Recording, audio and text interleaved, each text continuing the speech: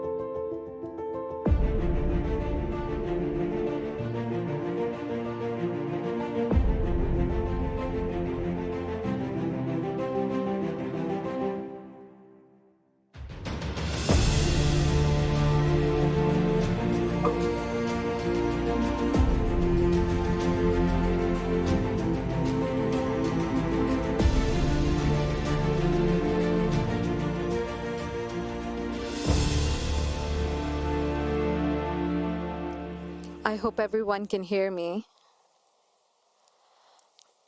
Hello, everyone. Good morning and welcome to the session Digital Dilemma AI Ethical Foresight versus Regulatory Relay. My name is Tayyaba Iftikhar. I'm a digital policy and governance specialist, and this is a conversation that I've been looking forward for many weeks. Today is the final day of IGF 2025, and it's fitting that we're closing with one of the most important global governance challenges: how to regulate artificial intelligence in a way that's both ethical and enabling. Is that even possible? As the awareness of AI's power has risen, the dominant response has been to turn to AI ethics. Ethics, simply put, is a set of moral principles. We've seen governments, companies, and institutions roll out principles, guidelines, and frameworks meant to guide responsible AI development. But here is the problem. When ethics is treated as a surface level add on, it often lacks the teeth to create real accountability or change. And that's where regulation grounded in ethical foresight becomes essential. We'll be unpacking the challenge today through insights from multiple regions and perspectives. I'm joined in person by three incredible speakers: Yasmin Aldouri, AI governance consultants, Deloitte; Alexandra Krastins, lawyer at VLK Advogados; and Fumzile Von Dam, integrity, tech ethics, and digital democracy consultant, who will be joining us in just a short while. We also have a vibrant virtual component. My colleagues, Mohammed Umair Ali and Harisa Shahid, are the online moderators. Umair, over to you to introduce yourselves and our online speakers. Hello, everyone. Just mic testing. Am I audible? Yes. Great. So, welcome, everyone. Welcome to our session. I'm Muhammad Umair Ali. I'll be serving as the co-host and online moderator for this very session. Briefly about my introduction, I'm a graduate researcher in the field of AI and public policy. I am also the co-founder and the coordinator for the Youth IGF Pakistan. And by my side is Harisa Shahid. Harisa, can you turn on your camera? Hello everyone. Sorry, I can't turn on the camera right now, but hello from my side. I'm Harisa Shahid from Pakistan, and I'm also the co-organizer for the Youth IGF. Along with that, I'm serving as an information security engineer in the private firm in Pakistan, and I am also an ISOC RD career fellow this year. So looking forward to the session ahead. Thank you. And moving towards the introduction of our speakers, so we are joined by speakers from the United Kingdom and Canada.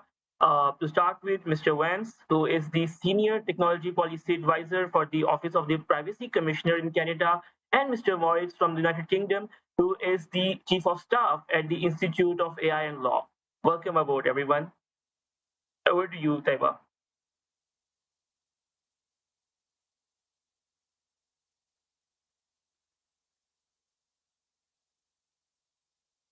Taiba, am I audible?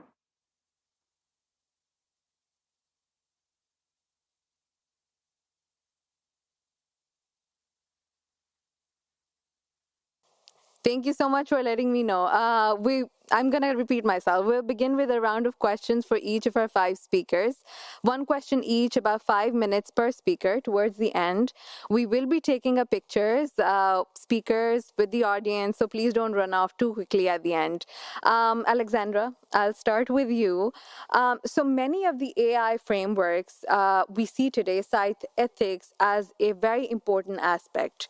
But when you look at it a bit closely, ethics often feels like an add on rather than like a foundational principle. From your perspective, is that enough? And more importantly, what does it look like to truly embed ethical foresight into governance structures so that it shapes the direction of AI development from the very start? Great, thanks. It's an honor to contribute to this important discussion. And while I have proudly funded a civil society organization called Laboratory of Public Policy and Internet and served for a few years in the Brazilian Data Protection Authority, today I speak from the private sector perspective. I represent Felica Advogados, a Brazilian law firm where I provide legal counsel on data protection, AI, cybersecurity, and advising multinational companies, including big techs, on juridical matters and government affairs. And when we talk about embedding ethical foresight into AI governance, we're not talking about simply including a list of ethical principles in a regulation or policy document. We are talking about building a proactive and ongoing process, one that is operational, not theoretical. Ethical foresight means anticipating risks before harm occurs. So it requires mechanisms that allow organizations to ask the right questions before AI systems are deployed. Are these systems fair? Are they explainable? Do they reinforce historical discrimination? Are they safe across different contexts? And this ethical foresight must be built into organization governance structures, including AI ethics committees, impact assessments, internal accountability protocols that operate across the entire life cycle of AI systems.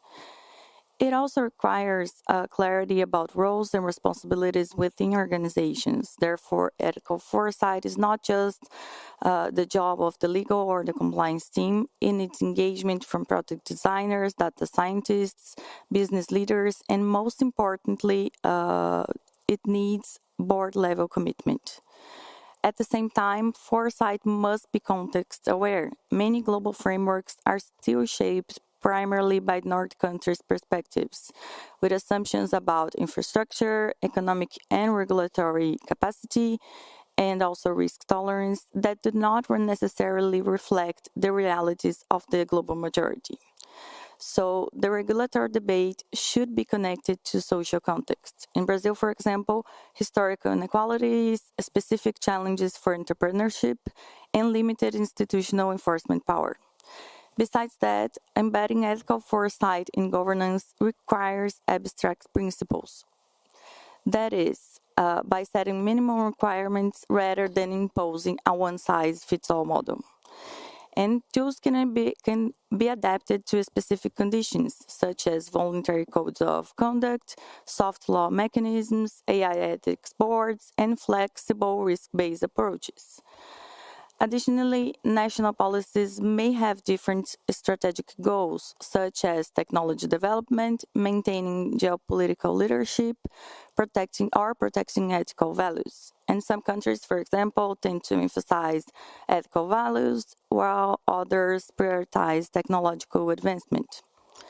This regulatory asymmetry creates a highly concerning scenario of unaddressed ethical and social risks, international regulatory fragmentation, and direct normative conflicts. So embedding AI foresight requires international coordination with minimum safeguards, promotion of technological progress, investment, and global competitiveness. So, considering this scenario, the proposal I bring for reflection today is the need to establish global AI governance platforms capable of harmonizing minimum principles on safety, ethics, and accountability while respecting local specificities. Besides that, incentivize tools such as voluntary codes of practice, which allow business to anticipate and mitigate risks without restricting innovation. And additionally, there should be perimeters for cross-border regulatory cooperation, for enforcement and accountability, since jurisdictional fragmentation makes enforcement difficult, especially when platforms operate globally, but accountability is local.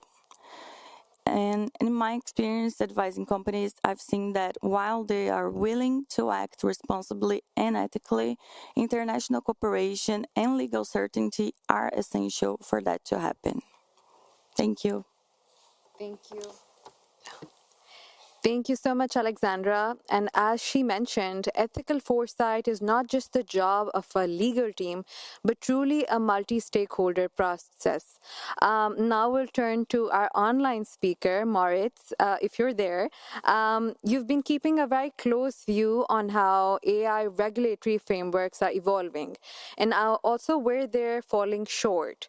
From where you sit, from your perspective, what are some of the key loopholes or blind spots in current AI regulation, and what would it take in terms of practical terms to close these gaps and build a governance model that builds digital trust and resilience? Over to you. Yeah, thank you. And thanks for having me. People have often asked this question. So what are the regulatory gaps that we see? And I think that assumption already is a bit flawed and mistaken, because that would assume that around these gaps, we have well thought out systems and processes and frameworks. And I don't think we have. And so I will employ a metaphor used by a former professor of mine who said that he does not have knowledge gaps because they'd be just too large, but he has knowledge islands. And those are surrounded by a lot of ocean that we don't know about. And then if those islands are well connected enough, then you can travel back and forth and it still kind of works. But there are more gaps than there is actual substance. So with that caveat, let's look at where those gaps are clearest or where the ocean is deepest, so to speak. And I think on the domestic level, I would identify two big items. One is a lack of technical expertise. And so regulators often lack the deep technical understanding that is needed to effectively oversee those rapidly evolving AI systems. That's especially true in countries that have historically not had the kind of capacity and resources to build up that infrastructure and those institutions. That then in turn creates a reliance on industry for setting standards, for self-reporting, for self-assessing the safety of their models. And that makes it very difficult to craft meaningful technical standards on the political level. That's one of these very, very deep sea areas. Another one is that we often see reactive frameworks. So current approaches largely respond to known harms and try to track when a harm occurs, but they do little in terms of anticipating emerging risks.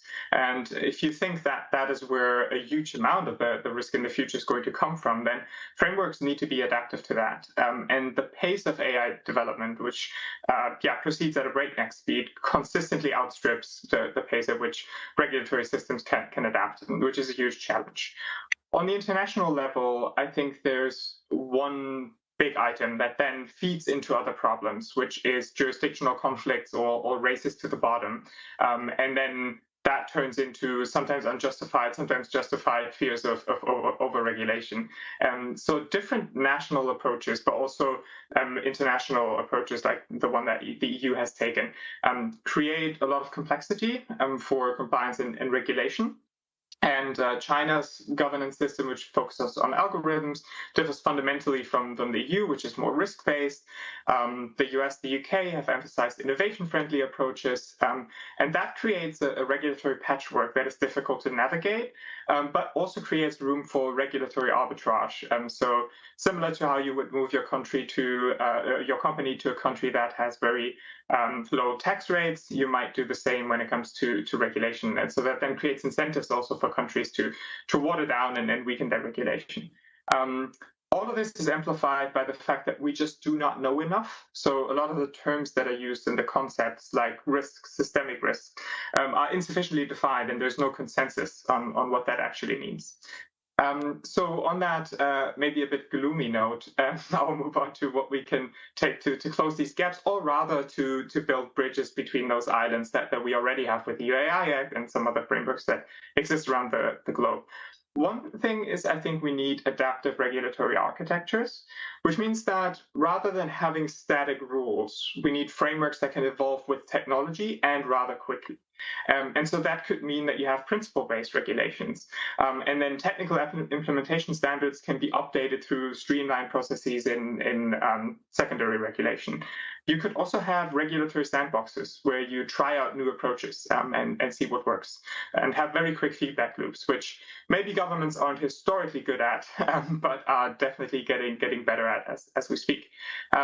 There's a general need for capacity building.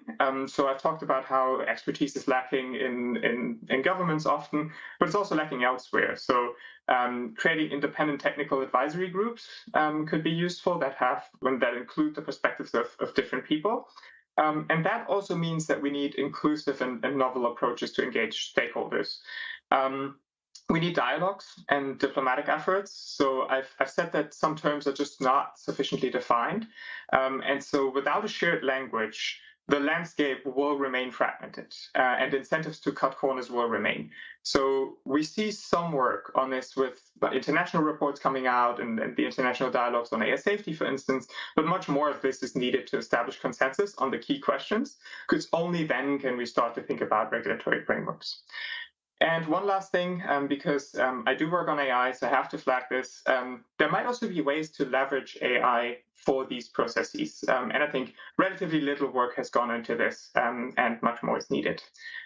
There are many more gaps and many more solutions that we could talk about, but I'll leave it at that for now, and I'm happy to receive questions about any or all of these in the Q&A.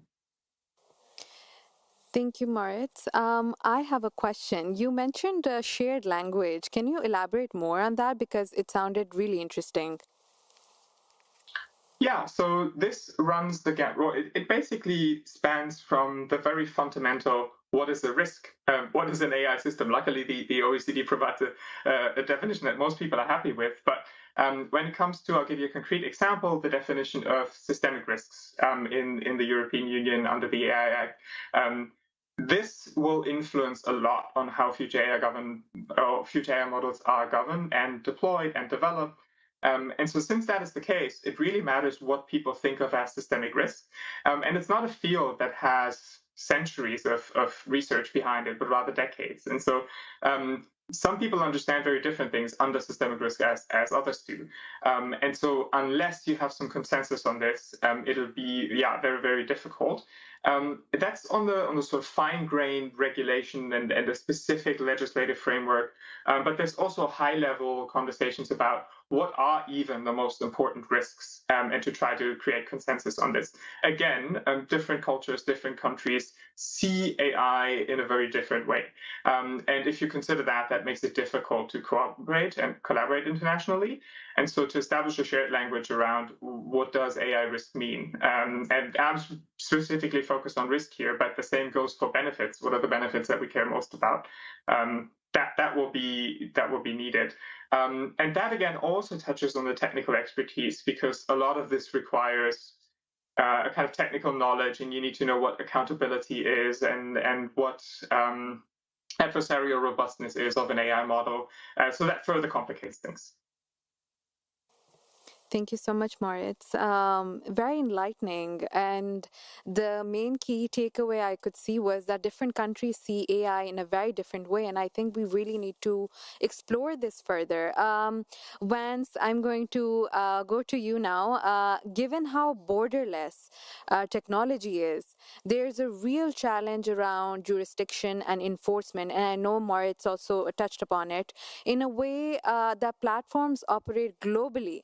but the laws don't. What opportunities do you see for cross-border regulatory cooperation, and how can regulatory cooperation help tackle jurisdictional conflicts and enforcement barriers, especially for digital platforms that may be lightly regulated in one country, but highly impactful globally? Over to you, Vance. Sure, thanks. So it's a very interesting question when we get into this idea of regulatory cooperation, because I mean, as Morris has been flagging, not only are the understandings of artificial intelligence different across countries, there's such a difference on what regulatory frameworks actually exist and what can be applied, that once we're into the realm of enforcement, certainly there are some countries that have attempted to do uh,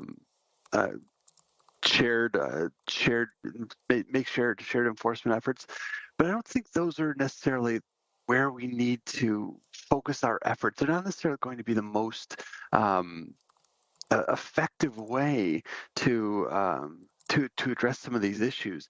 I think what really needs to be happening when we're talking about regulatory enforcement, rather than shared enforcement actions, it really has to be, how can regulators have more influence over the design development and deployment decisions that are being made, when when these systems are being created or adopted in the first place. And that's something that a lot of organizations are starting to try to wrap their heads around. I look at a document like the OECD has a framework for anticipatory governance and emerging technology. Anticipatory governance of emerging technologies. I don't have any particular connection to it. The OPC, my organization, doesn't have it particularly endorsed this document, but it just kind of creates this useful framework for me of saying, the elements that they set out in this framework of what this regulatory governance needs to look like, saying, it needs to establish guiding values, have strategic intelligence, bring in stakeholder engagement, agile regulation, international cooperation. Again, I don't want to walk through this framework in particular, but I do think there are useful pieces that come out of that, because from a regulatory perspective, one of the challenges that we always face is that we don't really get to set the environment in which we work. Generally speaking, regulators are not going to be the ones who are drafting the laws that they're overseeing. We may be able to we may be able to provide input into their drafting, but by and large, we're going to be handed a piece of legislation over which we have to have oversight. So um, uh, there are elements, but even within that though, there are elements of discretion as far as what kinds of resources can be applied, or what strategies can be applied to particular problems, or there are often, in a lot of statutes, there will be considerations with respect to appropriateness or reasonableness. I think that's going to be a critical piece for AI governance, for particularly the challenge that you've set out. This idea of international impacts of AI systems, where, frankly, as a regulator in a Western nation, we aren't necessarily going to be able to have that direct visibility, that direct insight into the impacts of that system on, for instance, the global majority. So we aren't necessarily going to have, again, that full visibility into what safeguards we need to be pushing for, or what appropriate purposes or what reasonableness actually means in the context of these AI systems when we aren't seeing what the true impacts of these systems are. So having those kind of dialogues amongst regulators, to share that cultural knowledge, that cultural knowledge is going to be a critical piece of this going forward. And just the sheer regulatory cooperation of understanding amongst regulators who has what capacities in AI, as Moritz flags. In a lot of for a lot of regulators, there isn't necessarily going to be that technical expertise, and that can be quite understandable. For a lot of newer data protection authorities. Or some of the less resourced authorities, you might have a dozen staff for the entire for the entire regulatory agency, and that's not a dozen staff on AI. That's a dozen staff covering privacy or data protection as a whole. And obviously, data protection isn't the only piece of AI regulation. It's just kind of the piece I'm most familiar with. That's why I'm kind of focused on it. So you might have a dozen staff. Canada has about 200 staff, but we have a dedicated tech lab that's designed to be able to kind of get into these systems. It can take them apart and really understand what's happening kind of under the hood of a lot of these AI systems. Then you look at something like the United Kingdom's Information Commissioner's Office, which has well over 1,000 staff. So and well over 1,000 staff and a lot of programs set up for ways that you can kind of have more innovative engagements with regulators around things like regulatory sandboxes and things along those lines. So again, being able to understand amongst regulators who has what capacity within AI is going to be a critical piece.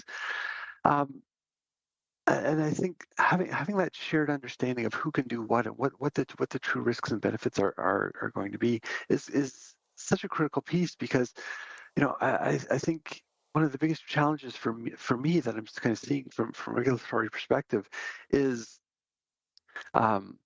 again, from a Western regulatory perspective, I'll say is that there's this narrative that's coming out that AI is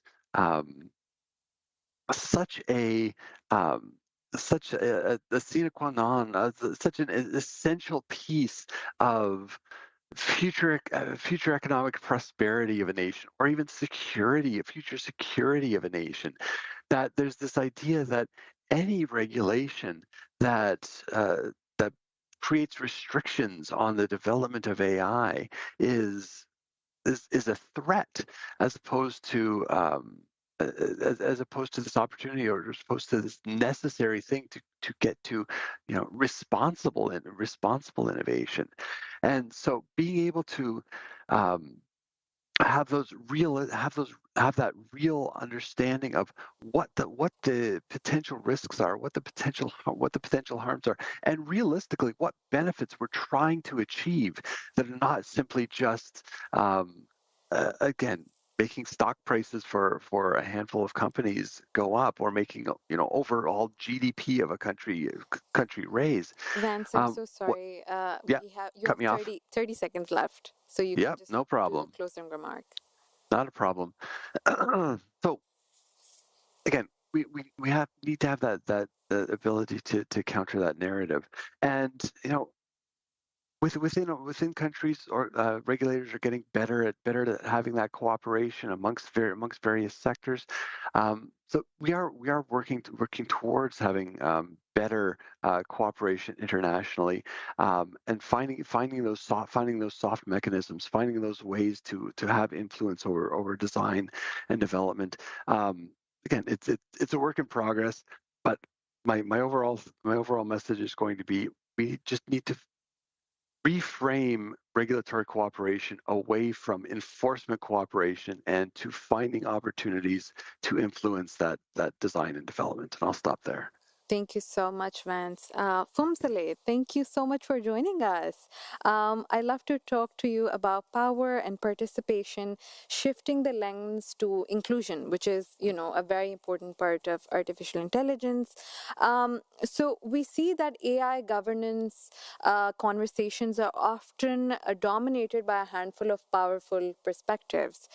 In your view, whose values are shaping the way AI is being regulated now, and what would it take to ensure that voices of marginalized or underrepresented communities are not just included but also influence decision making? Thank you. I would just like to start with what I view as the ideal on AI governance.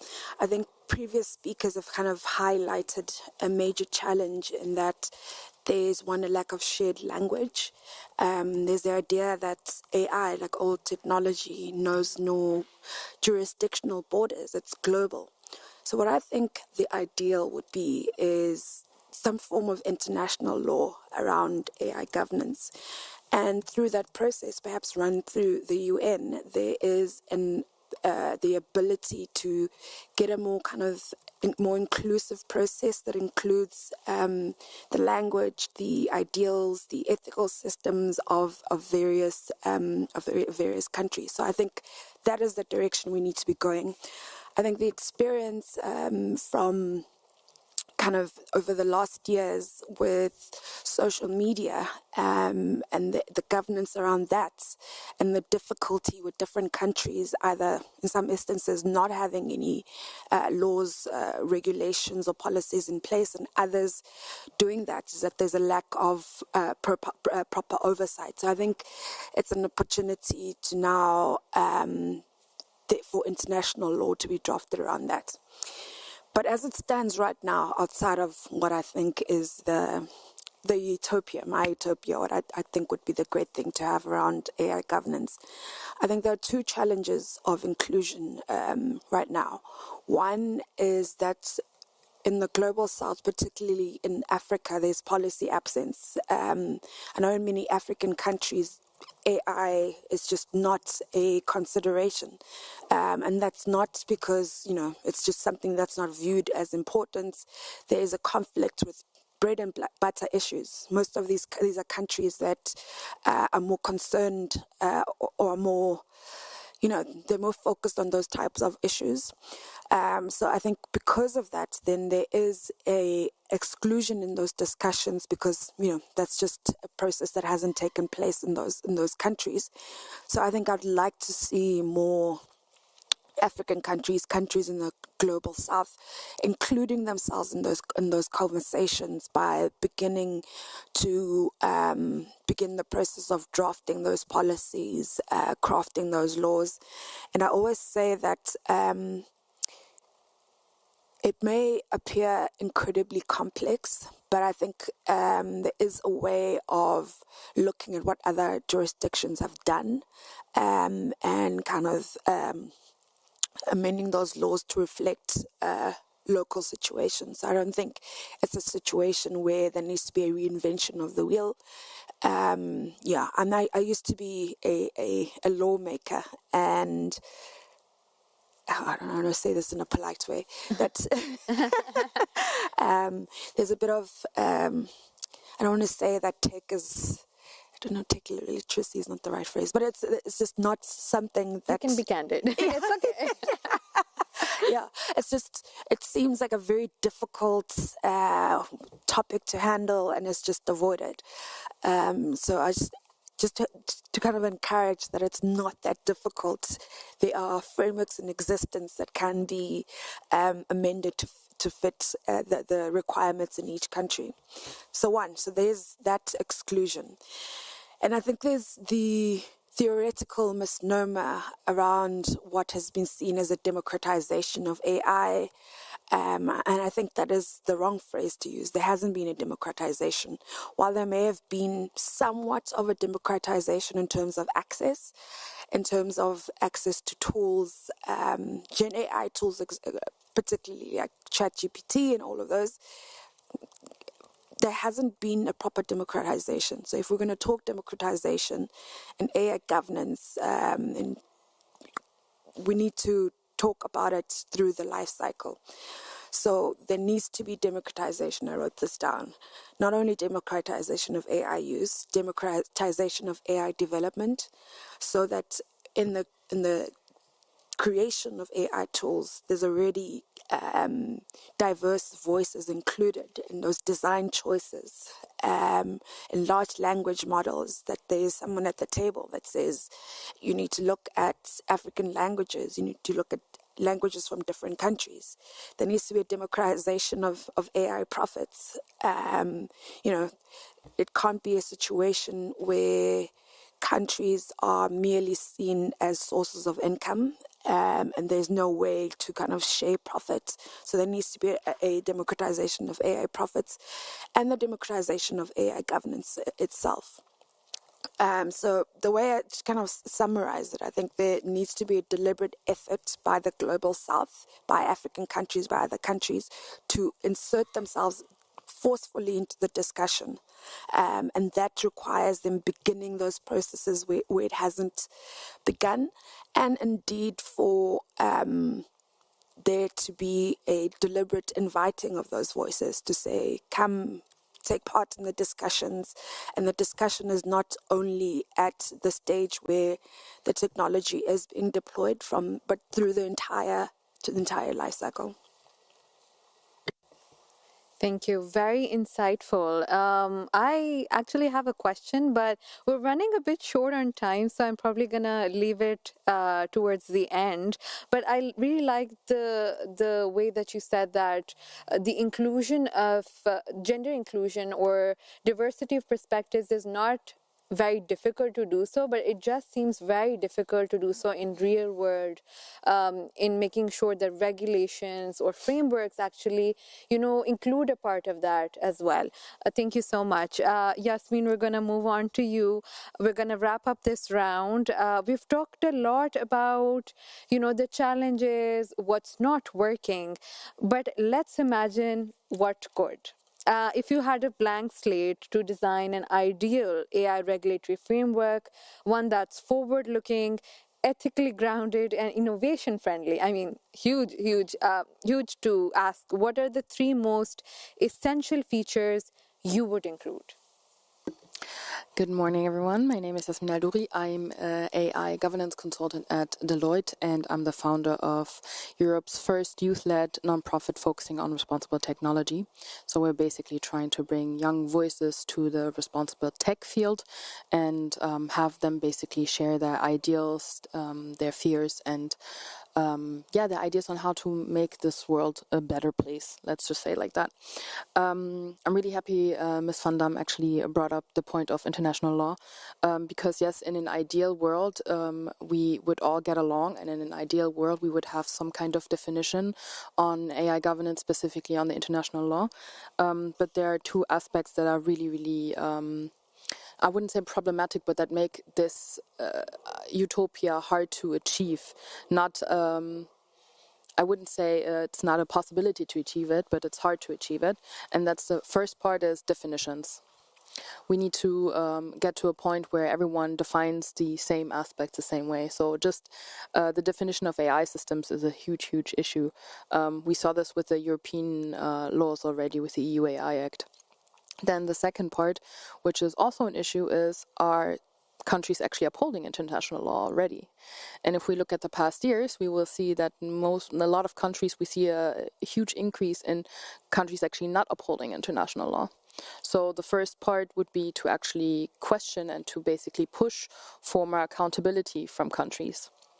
So this is one aspect. I also wanted to bring up one point because I love the fact that also Ms. Van Dam brought up the aspect of inclusion.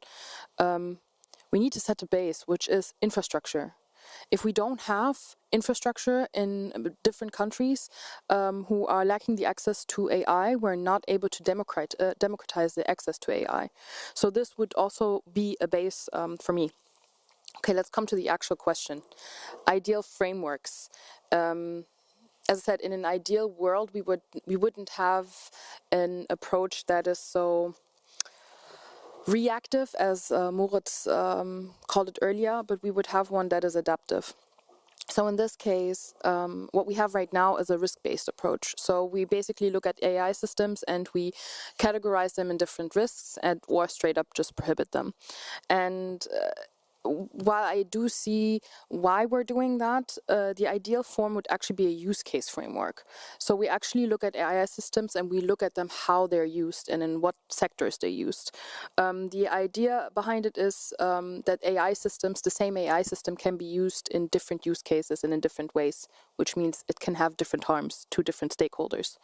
And the idea here is to make sure that we can actually use these AI systems, but we make sure that we really do uphold all the different scenarios that could happen. And a use case approach would actually make this easier for us. It would also make it easier to keep in check the impact assessments that you have to do as someone who's actually implementing those laws. That brings me actually to the second part, which is we need frameworks that are actually implementable and understandable. So what exactly do I mean? At the end of the day, those regulations and laws are being implemented by the people who are developing AI systems, because those are the ones who are actually building it and those are the ones who have to uphold it. So if the developers cannot implement the regulations because they simply do not understand them, we need translators. So people like me or Alex who like go down and like try to explain or be the bridge between tech and law. But if we, in an ideal world, we would have developers who already understand this. We would have developers who would be able to implement each aspect, each principle in a way that is clearly not only defined but understandable. So this is the second part. The third part, and I know that some of you will laugh already because you have heard this so many times over the past days, we need to include all stakeholders, multi-stakeholder approaches. So civil society, private sector, and the public sector need to come together.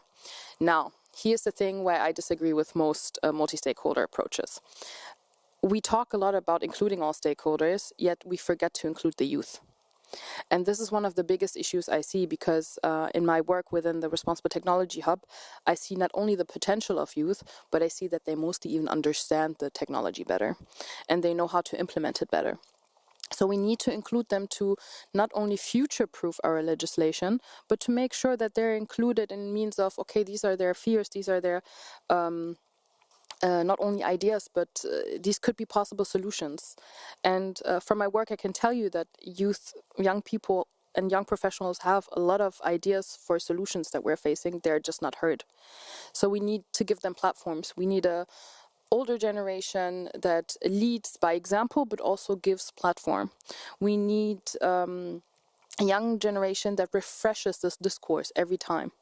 And we need spaces that are spaces of real co-creation.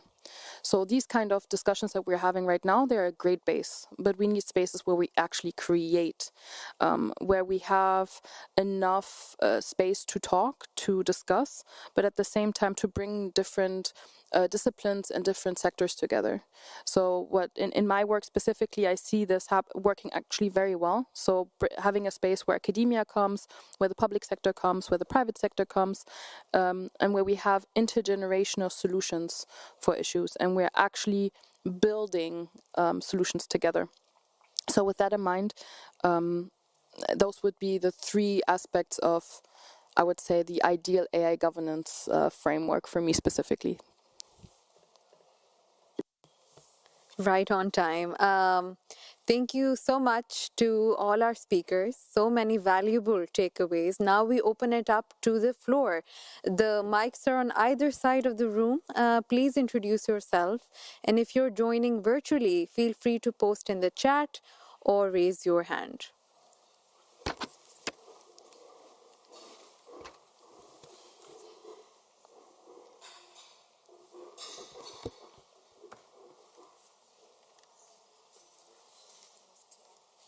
Umair, do we have any questions?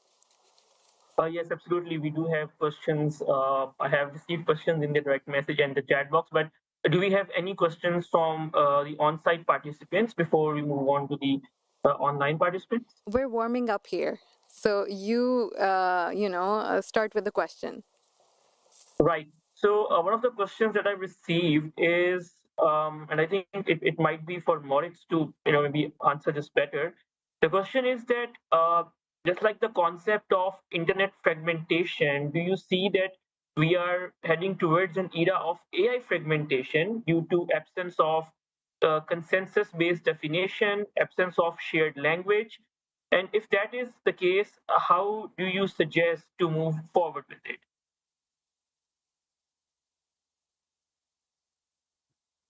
Yes, I do think that we do see fragmentation, but I also think that it's maybe a little bit reductive. I think this often gets portrayed as a fragmentation alongside country lines or jurisdictions, like EU, US, China, whereas there are often splits between different factions and their interests, and what they see as the ideal governance system. And all of these factions have input. And so I see a fragmentation happening on multiple levels. So it goes beyond different countries and or jurisdictions.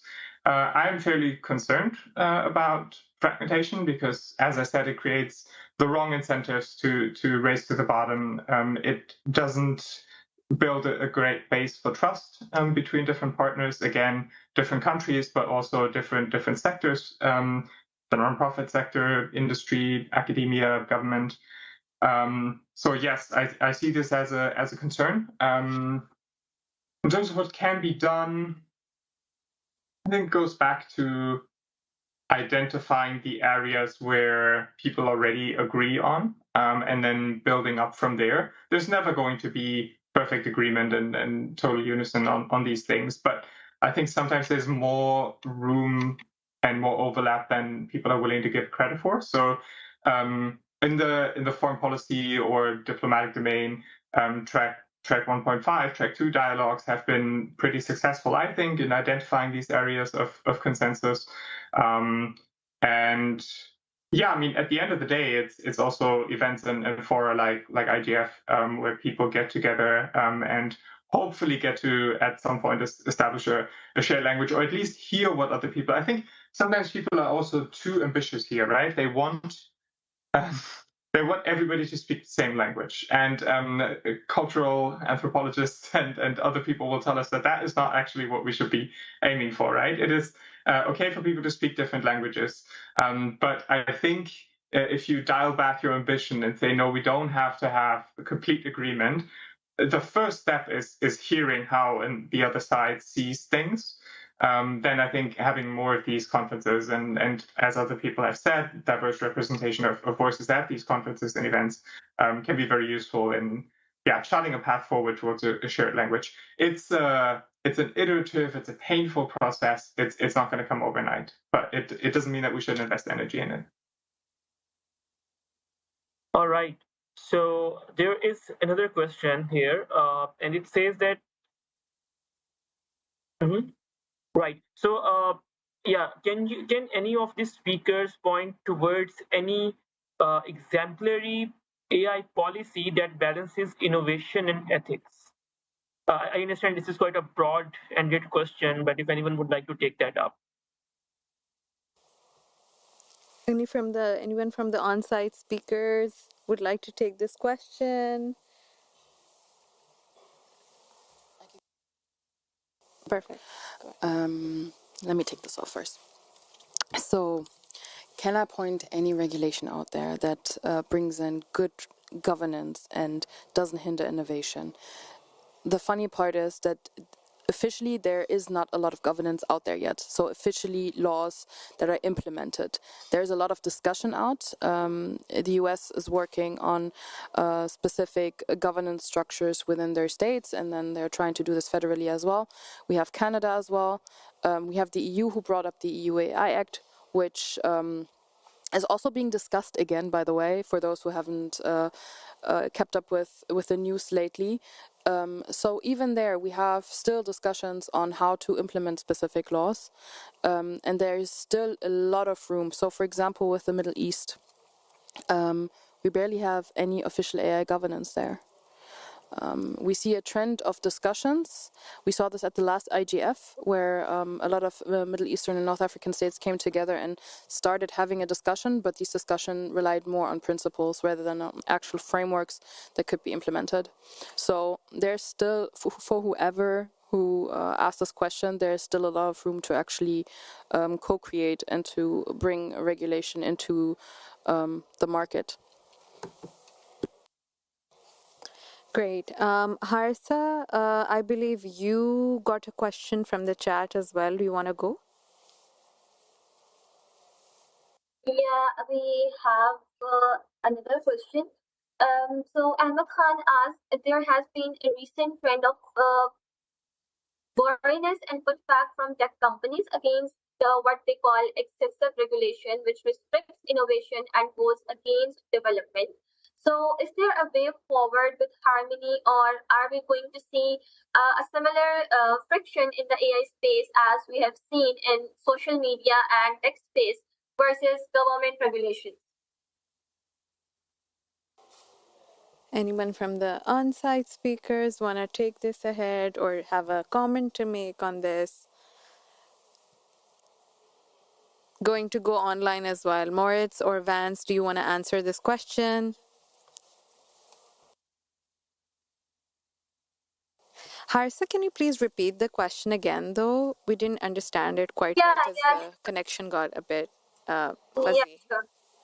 So the question is that I'll cut it short. Is there a way forward with harmony, or are we going to see a similar friction in the AI space as we have seen in social media and tech spaces versus government regulations? So what I understand is that, in the past we've seen that there has been some friction between platform regulation or platform governance as well. Are we going to be seeing a similar sort of friction in AI framework, AI regulation as well as we move forward in the future? Do you think so? You don't think so? Just a one-word answer would be great as well. I may answer that one. I hope not. That's why we're here having this multi-stakeholder discussion, so we can achieve some kind of consensus. And also complementing the last question about different kinds of legislations and which one would provide safeguards and would not hinder innovation. I believe that the UK has been taking a good approach by not regulating with a specific bill of law. There is no bill of law going on right now. They are letting the sectoral authorities handle the issues, and also they did not define the concepts, so it won't be a closed concept. So it can let the technology evolve, and we can evolve concepts as well. So I hope that I believe that a principle-based approach and not a strict regulation would be the best approach, and that would prevent the friction we're talking about. Okay, great. Perfectly concise answer. And good thing too, because we're running a bit short on time. So we're going to move towards the final stretch. I'd like to hear one last thought from each speaker. Please, restrict your answer to one sentence or two sentences at max. Yasmin, we're going to start with you. What is the most urgent action we must take today to align AI governance with ethical foresight? To give a quick answer to the last question about the friction between tech companies and regulators, yes, we see the friction. Yes, there will be more friction, and I would be surprised if we didn't have it, if specifically in democratic states specifically live from this friction. So we will see it, and hopefully we will find a common a common ground to discuss these regulations. But what I do think is critical and what we need specifically as a society, regardless of government regulation or tech regulation or whatnot, we need to make sure that we're critically assessing what we're consuming. And we need to make sure that we critically assess what we say, what we perceive, and what we create, because what we're seeing right now is very worrisome in means of how we're using specific AI systems without questioning their outputs. We're publicizing them without questioning whether the contexts are right or not. So I believe one of the most important things right now as citizens is to make sure that we're bringing critical thinking back again. Fumzile, would you want to go next? Yeah, I'm going to restrict it to one sentence. I've already gone into two. Binding international law on platform governance, AI platform governance. Perfect. Alexandra, would you want to go next?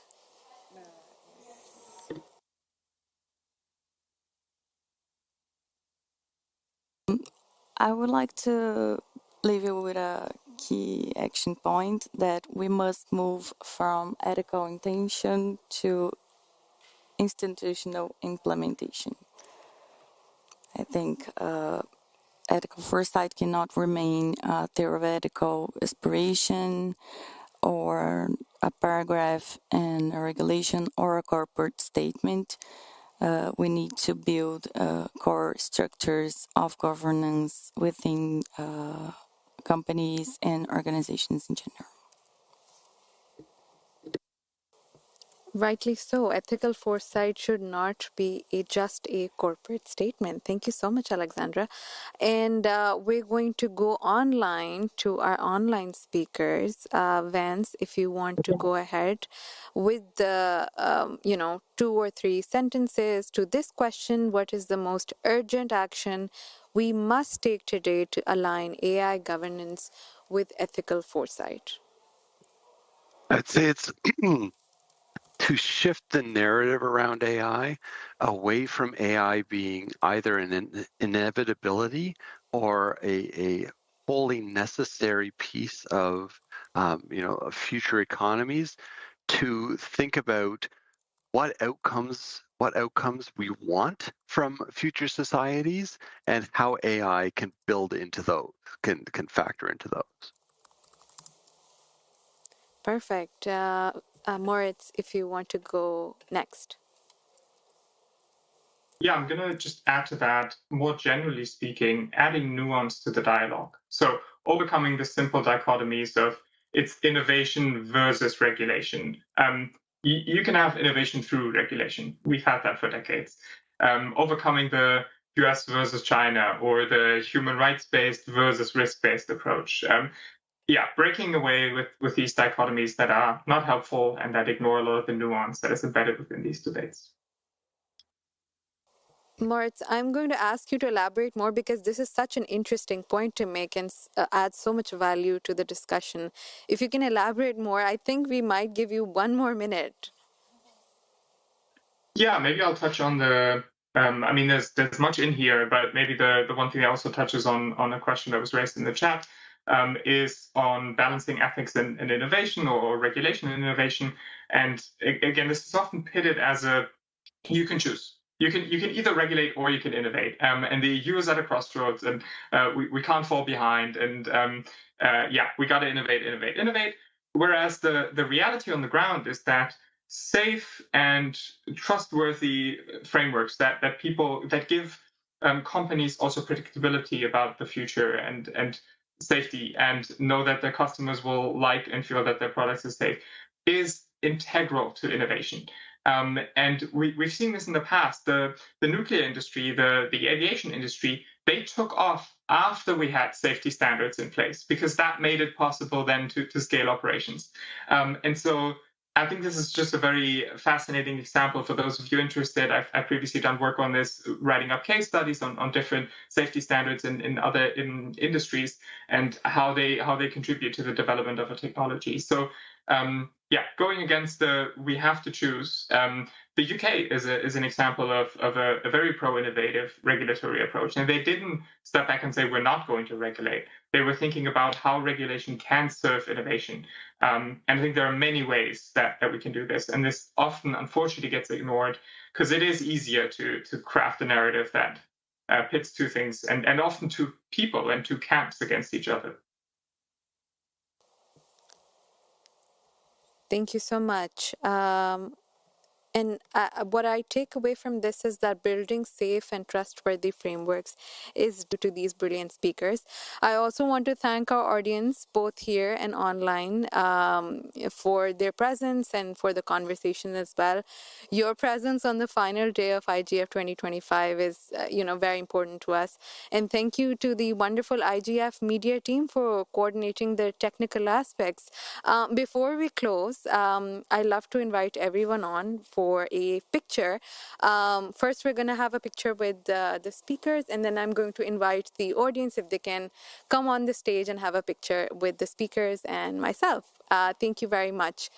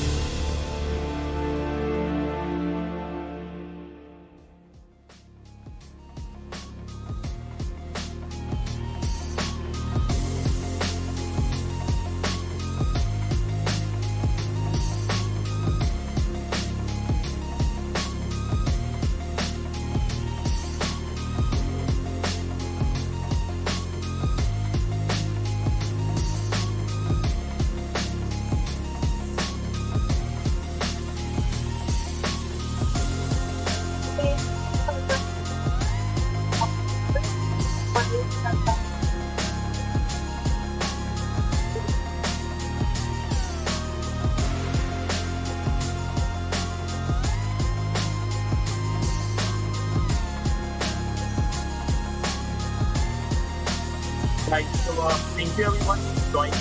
I don't know if I'm on this or not, but I believe that the recording has connected, and I think it have been taken as well to the screen. So yeah, thank you all. much for joining in and looking forward to talking fast with all of you in the future.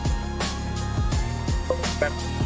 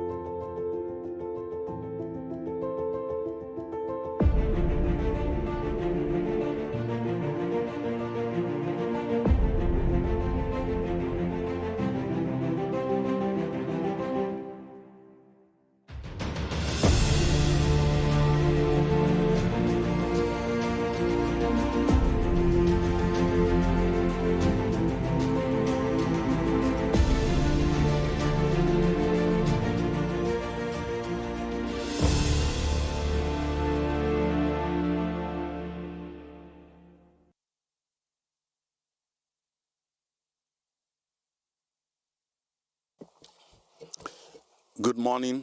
I hope you all slept well. I'm Ponsley Tilology from the Gambian IGF, moderating this session, an NRI session, the National and Regional Internet Governance Initiative session on data, focus on local data governance for public good. I will start from my extreme right to do a brief introduction. We have Aisha Jerid from the North African IGF. We have Chelsea Horn from the USA IGF. We have Ahmed Faraj, the chair of the North African IGF. And we also have Una Wang from the Singapore IGF and Beatrice Costa Barbosa from the Brazilian IGF. So you're welcome to this session, and we look forward to a very interactive session. We are going to have all our speakers speaking for 4 minutes on their areas of intervention. At the end of that 4 minutes, we're going to get Aisha to get us folks that are online to take questions from them. Then we go to the audience. Then we go to a reflective takeaways from the panels. I know a lot of people are tired. This is the last day of the IGF, but we hope data is very key. As we all say, data is the new oil, and data has to be done for the public good. So I will start off with Ahmed to discuss about data in terms of regulatory frameworks and how it looks at it. Over to you, Ahmed. Thank you, Ponslet, and thank you all for attending this session. It's really, I'm proud to be part of this important discussion. And I think we all agree that data governance became a critical priority as we witness the growing influence of artificial intelligence and emerging technology. The demand of responsible, transparent, and right-based use of data is greater than ever. This technology rely heavily a massive amount of data, making it essential to establish a strong governance framework that protect privacy, build trust, and promote digital justice. Without sound of data governance, we risk deepening digital divide and enabling the misuse of data in ways that can harm individuals and communities. When we talk about data governance frameworks, we should not forget the importance of multi-stakeholders collaboration efforts. Engaging governments, the private sector, civil society, and technical community is essential as well. The open consultation, especially when dealing with emerging and complex issues such as AI regulation, is very important.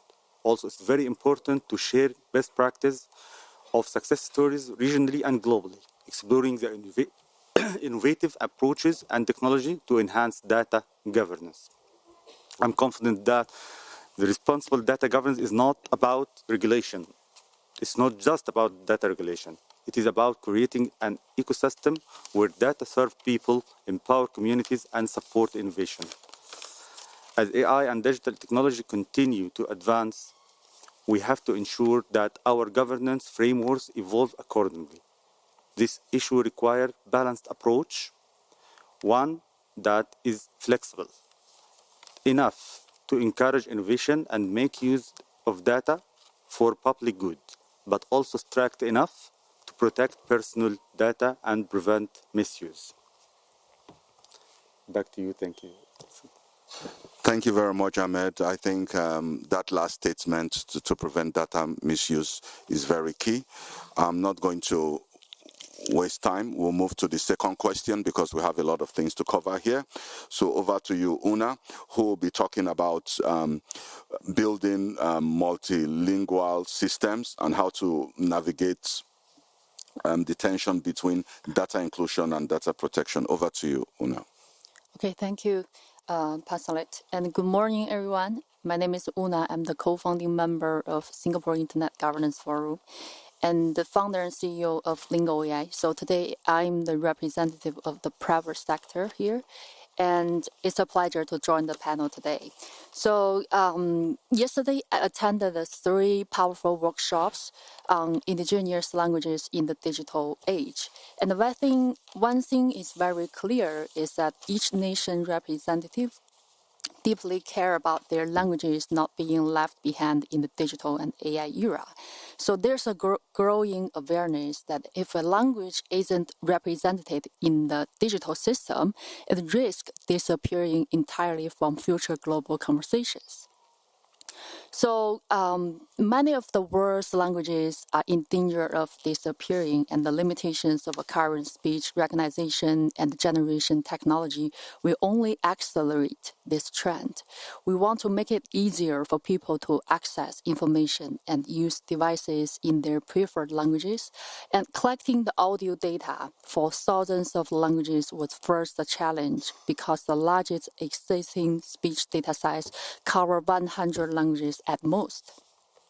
So there are currently over 7,000 languages being spoken around the world today. Moreover, there are more dialects which are often not represented in the training data, even for high-resource languages such as English. So this can lead to the undesirable biases in the performance of these models.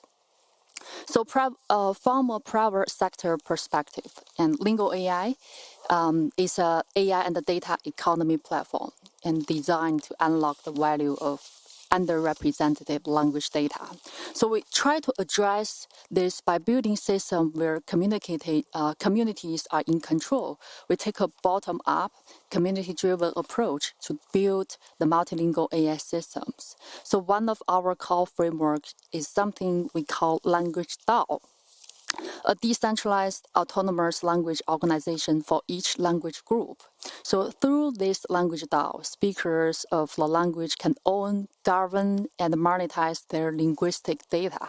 Each community decides what data to share, how it's used, and under what conditions. It's not just about inclusion, it's about sovereignty. So the platform we support is based on the personal online data storage inspired by the decentralized technologies such as the social linked data protocol. This means individuals and the communities can store their data locally and even on personal devices and authorize access to specific organizations. The data remain owned by the people, not by the centralized platforms. So the ownership isn't enough. We should provide the infrastructure and the connections. We also make data liquid and useful, helping community connect with organizations that need diverse language data for AI, education, accessibility, and more. And this way, we turn data into opportunity, responsibly and transparently, even the monetization opportunity. So we have learned the checkbox, and ultimately the conflict between data inclusion and data protection is real, but it's not unsolvable. So what need is community-driven governance, open tools, and a deep collaboration between multi-stakeholders. And that is my message. Thank you. Thank you very much, Ona. You really rounded it up about the need for inclusion and the need for it to be driven by the community in terms of languages. Without much ado, I'm going to hand over now to Chelsea from the USA IGF. She'll be addressing the question on how can mechanisms be implemented to make it easier for people to understand and manage the permissions they grant for the use of their data. You know, those permissions for the use of their data is very key. So over to you, Chelsea. Thank you very much for this fantastic question, and thank you to the organizing committee for putting together this important panel with such esteemed colleagues. I really love this question because it brings together so many of the critical issues of data governance in a seemingly simple question or issue. So these issues are responsibility, design, privacy and security, safety, trust, consent, control, and choice, all within one simple premise of design mechanisms. It is important to ensure that any mechanisms implemented do not force undue burden of responsibility on people to manage their own data security and privacy. This is part of building in privacy and security measures by design. From there, making data permissions understandable and manageable is key to empowering individuals. There are several approaches to accomplish this. User-friendly interfaces. Designing intuitive and visually engaging privacy dashboards and settings that are clearly, accessibly, and succinctly designed are important, and that as long as they address these few key details, such as who is collecting what data and why, so that means for what purpose, and how it will be used. Privacy-friendly choices and defaults are also important to address. To be conscious to avoid what's now being called dark patterns. Those are those deceptive and confusing structures that may nudge users towards choices they may not otherwise have made. Some other options in these user-friendly facing mechanisms. Granular consent mechanisms. Moving beyond this all-or-nothing consent framework to allow users to grant specific permissions for different types of data use, so for analytics, personalized ads, or sharing with third parties. The challenge here with granular consent mechanisms is that while it offers more nuanced choice and control, it comes at the cost of information overload. Then we have just-in-time notifications, providing contextual notifications at the point of data collection or use, explaining the implications of granting or denying a specific permission. Now, this can help with the clarity of data collection, but also can create additional friction as users navigate through an interface. And finally, another option to consider are standardized consent language and icons. Developing standardized, easily recognizable icons, simplified language for common data permissions like nutrition labels that we see on food, and some standard localized defaults can all help to reduce cognitive load and information overload, all while aiming to empower people with information and choice. So to sum up, the design, development, and deployment of these mechanisms to empower people is a balancing act between responsibility, trust, resilience, and safety, and it's critical that we get it right. Thank you. Thank you very much, Chelsea. You just spoke of a topic that is very interesting and very passionate, and everybody should take cognizance of the fact that a lot of use of our data is basically in fine print, and I think you have covered all the areas that people need to take note of in regarding use of their data and what permissions to seek. Without much ado, I'm going to move on to Beatrice, our colleague from the Brazilian NRI. Beatrice will be speaking on how to develop and implement a multi-stakeholder data governance processes quickly responsive to new technologies challenges. And of course, one of those new technologies challenges we are dealing with is AI. Over to you, Beatrice.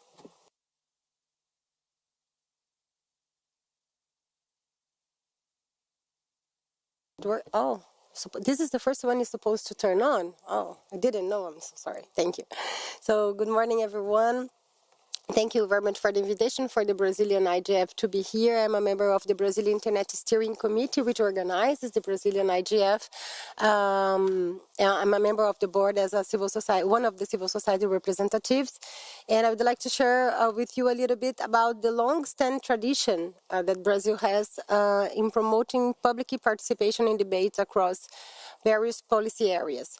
Regarding digital issues, this tradition is reflected in the multi-stakeholder model endorsed by our Brazilian Internet Steering Committee.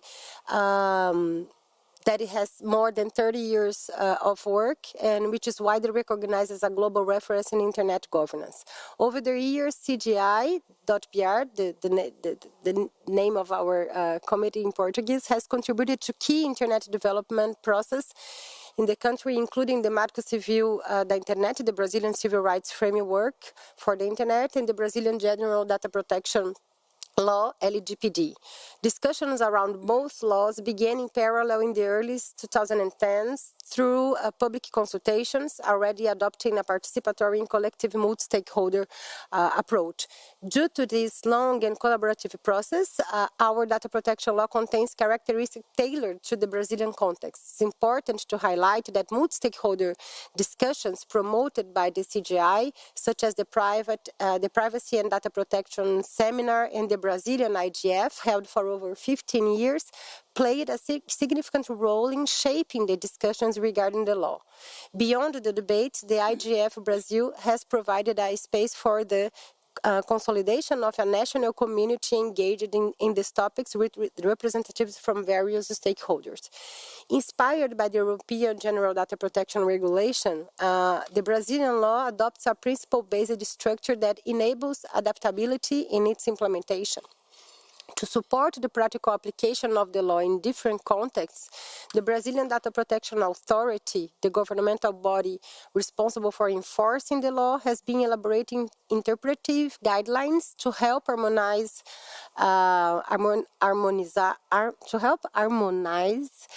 understandings and assist stakeholders in implementing the law. In addition, the Brazilian Data Protection Authority has made efforts to include public participation in its rulemaking and regulatory process. These efforts include open calls for contributions and public consultations to capture society's perspectives on various topics under discussion. In this sense, at least formally, the authority is committed to considering non-governmental views in developing personal data governance in Brazil. Within the National Data Protection Authority structure, the National Council for Personal Data Protection and Privacy, it's worth mentioning. This consultative body supports the authority's work by conducting studies, organizing public hearings, and promoting data protection awareness. It has a multi-stakeholder composition, including representatives from government, civil society, the technical and academic community, and the private sector, besides labor unions and the CGI.br itself. We have a seat at this council.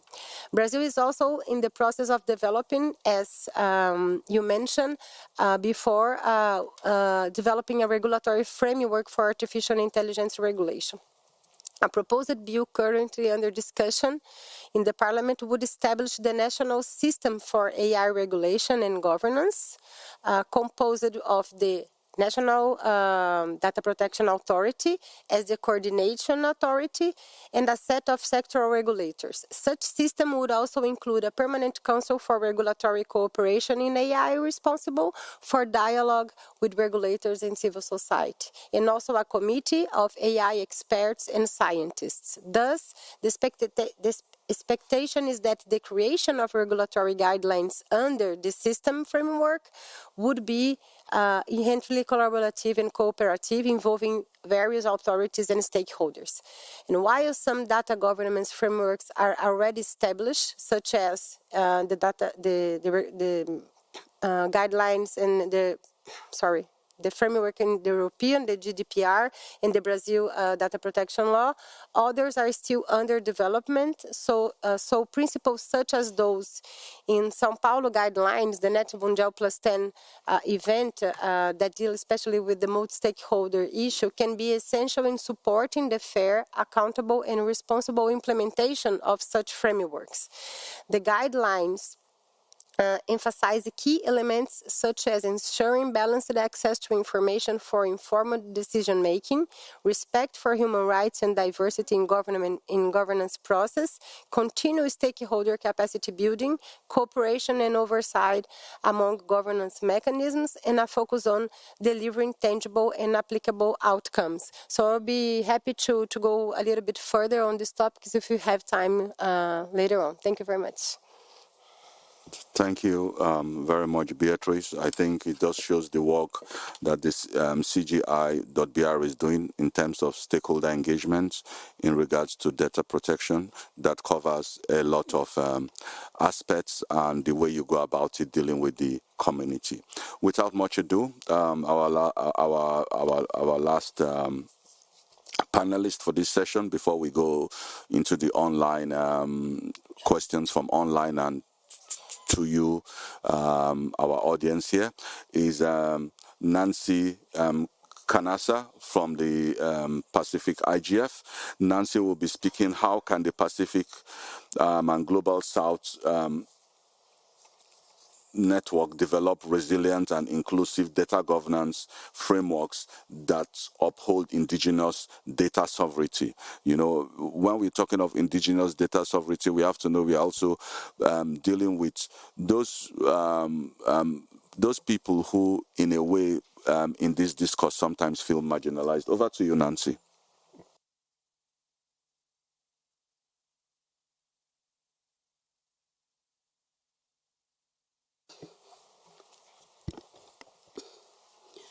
Good morning, everyone. I'm Nancy Kanasa from the Pacific, IGF. I work with the government of Papua New Guinea. I would like to take this opportunity to be speaking here. I'm here not only as a practitioner working on a real-world data governance challenges in Papua New Guinea, but also as a representative of government effort across the Pacific region. Our nation share common culture values, institutional landscape, and technological challenges which shape our collective approach to data governance. My response reflects the Pacific context, grounded in living experience and the realities of government-led initiatives to support sustainable development amid global technological shift. One of the persistent challenges we face across the Pacific is the fragmentation of data systems, often referred to as data silos. This silo exists between government agencies, civil society, academia, and communities, limiting every actor's ability to share knowledge, coordinate response, and make informed decisions. But it is not just the silo themselves. We also face a deeper issue, the lack of strategic thinking and structured process to address them. In many cases, data governance efforts are reactive rather than proactive, and without a clear strategy, it's difficult to align institutions, build trust, or create systems that are resilient and inclusive. In Papua New Guinea, for example, the lack of coordinated data systems and strategic planning has led to delays in issuing birth certificate, a basic but essential service. Without streamlined data sharing between departments, families face long wait times and administrative barriers. Similarly, in Fiji, the e-bus ticketing system has exposed gaps in digital inclusion. Elderly citizens, rural communities, and those unfamiliar with digital tools often struggle to access or use the system effectively. These examples highlight how digital inclusion and system barriers can prevent citizens from accessing essential service. They also underscore a greater need for public involvement and oversight in how digital systems are designed and governed. So I return to the question again. And in our case, the Pacific develop resilient and inclusive data governance framework that uphold indigenous data sovereignty. Breaking down these silos is essential.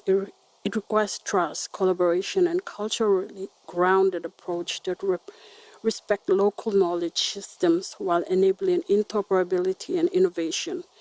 Without strong institutional coordination, trust-building mechanisms, and policies that reflect our Pacific values and indigenous knowledge system, it became difficult to create governance frameworks that are both inclusive and resilient. As global technological shifts accelerate, it is increasingly important for Pacific nations to align with international standards, especially in areas like data privacy, cybersecurity, digital inclusion, and now artificial intelligence. One key answer is awareness and capacity building in the global space, where we can bring it back to be done in a way that is retailable and contextualized to local realities.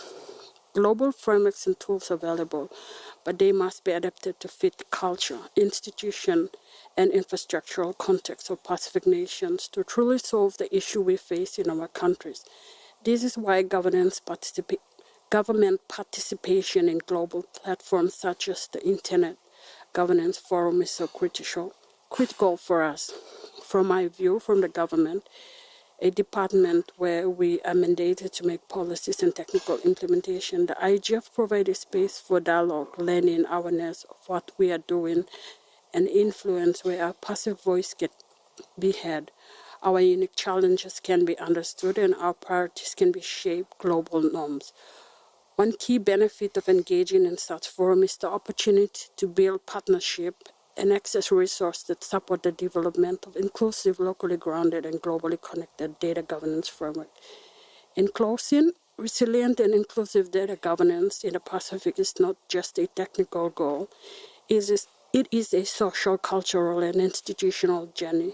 It requires leadership, strategic thinking, and a commitment to ensure that no one is left behind in the digital age. When digital infrastructure excludes vulnerable groups, it undermines the principle of data as a global public good. Thank you. Thank you very much, Nancy. It's good we have a speaker speaking from a government point of view, from lessons and implementation frameworks, focusing on indigenous data sovereignty from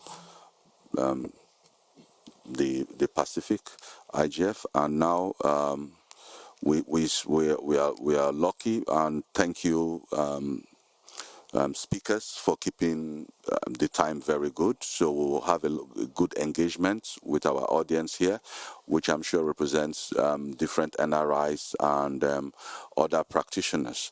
I will now hand over to Aisha, who is moderating the online session on questions online, and then we'll move over to the audience. And then from the audience, if you're asking any question, please say your name and your representation and who you're addressing the question to. If it's a general question, then I'll call on any of our distinguished speakers here to answer it. Over to you, Aisha. Thank you, Poncelet. Good morning, everyone. So in terms of comments and reaction online, we didn't receive any comments yet. The only comment is from Wedibik, who was thanking Chelsea for her intervention. So we are yet to receive any other reaction. The session is still on, so we can receive other reactions or interventions. So over to you, Poncelet. Thank you, Aisha, for that. So over to you, audience.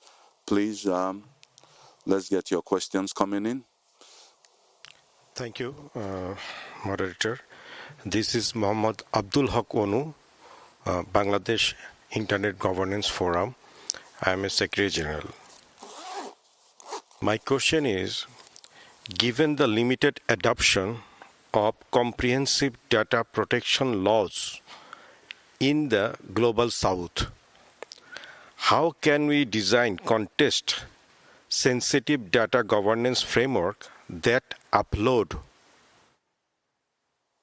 global standard of fairness and accountability while respecting local values, infrastructure limitations, and digital literacy levels, especially in countries like Bangladesh? Thank you. Thank you very much for that question. Any other one? That question I will let Beatrice from Brazil answer it, because they really have a good process we can all learn from. Sure, thank you very much. I'm not pretty aware of the context of Bangladesh, but I can share a little bit what happened in Brazil during the process regarding the data protection development in Brazil, the data protection bill. We, as I mentioned before, we tried to foster a very collaborative process, because even if we were inspired by the European General Data Protection Regulation at that time, it was necessarily to adapt the context and these global standards, as you mentioned, to our reality, a reality of a country of 220 million people, many of them that don't have digital literacy, that give our IDs everywhere to have discounts in prices of supermarkets and other sales in magazines. And then the idea was to take advantage of the development of the bill to raise awareness of people on importance of this topic. And right now, the Brazilian data protection law was approved in 2018, so we have 7 years of implementation of the law in Brazil.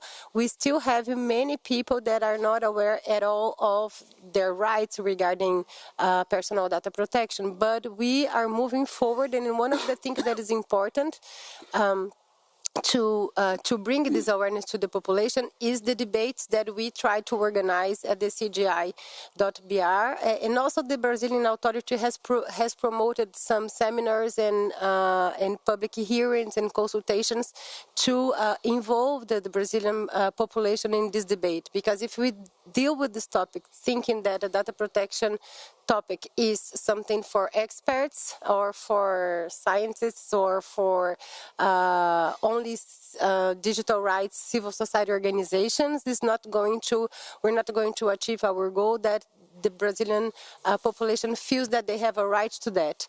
In this process, one of the strategies that the Brazilian civil society managed to put in place was to include the data protection right in the list of civil rights in our constitution. This was a consequence of the bill after the bill was approved in 2018, and 3 years later, a Brazilian parliamentarian that was very much connected to the civil society movement decided to propose an amendment to the Brazilian constitution, and now, so besides the data protection law, we have, it is inscribed in our constitution that data protection is a right to every citizen. So it was necessary to give more visibility to this process in Brazil, and I think that after that, the Brazilian population is being worried and being alert all the time regarding their rights. But we still have a long way to fulfill this goal. Is that every citizen knows that he has a right to protect, to have his personal data protected by not only by the government but also by the private companies. But I think that engaging civil society all the time in this process and not only treating this as something that is related to the government has helped us to adapt the global standards to our context and to deal with the daily problems that the Brazilian population suffers. Thank you very much, Beatrice, for that brilliant intervention. I'll call out to Aisha, who wants to intervene on this topic. Aisha. Yes, so we have an intervention, a reaction from the floor. It's Mr. Tijani Benjamin who wants to intervene. Mr. Tijani, please reactivate your mic. The floor is yours. Thank you very much, Aisha, and thank you all for this wonderful session. I have a question to Una. You spoke about the ownership of the data by the users themselves, not by these big companies that are collecting our data, using them even without our consent. So you spoke about the ownership and the control of the data by the users. I think you are thinking about Web3, that is a project that Henry and other people are working on.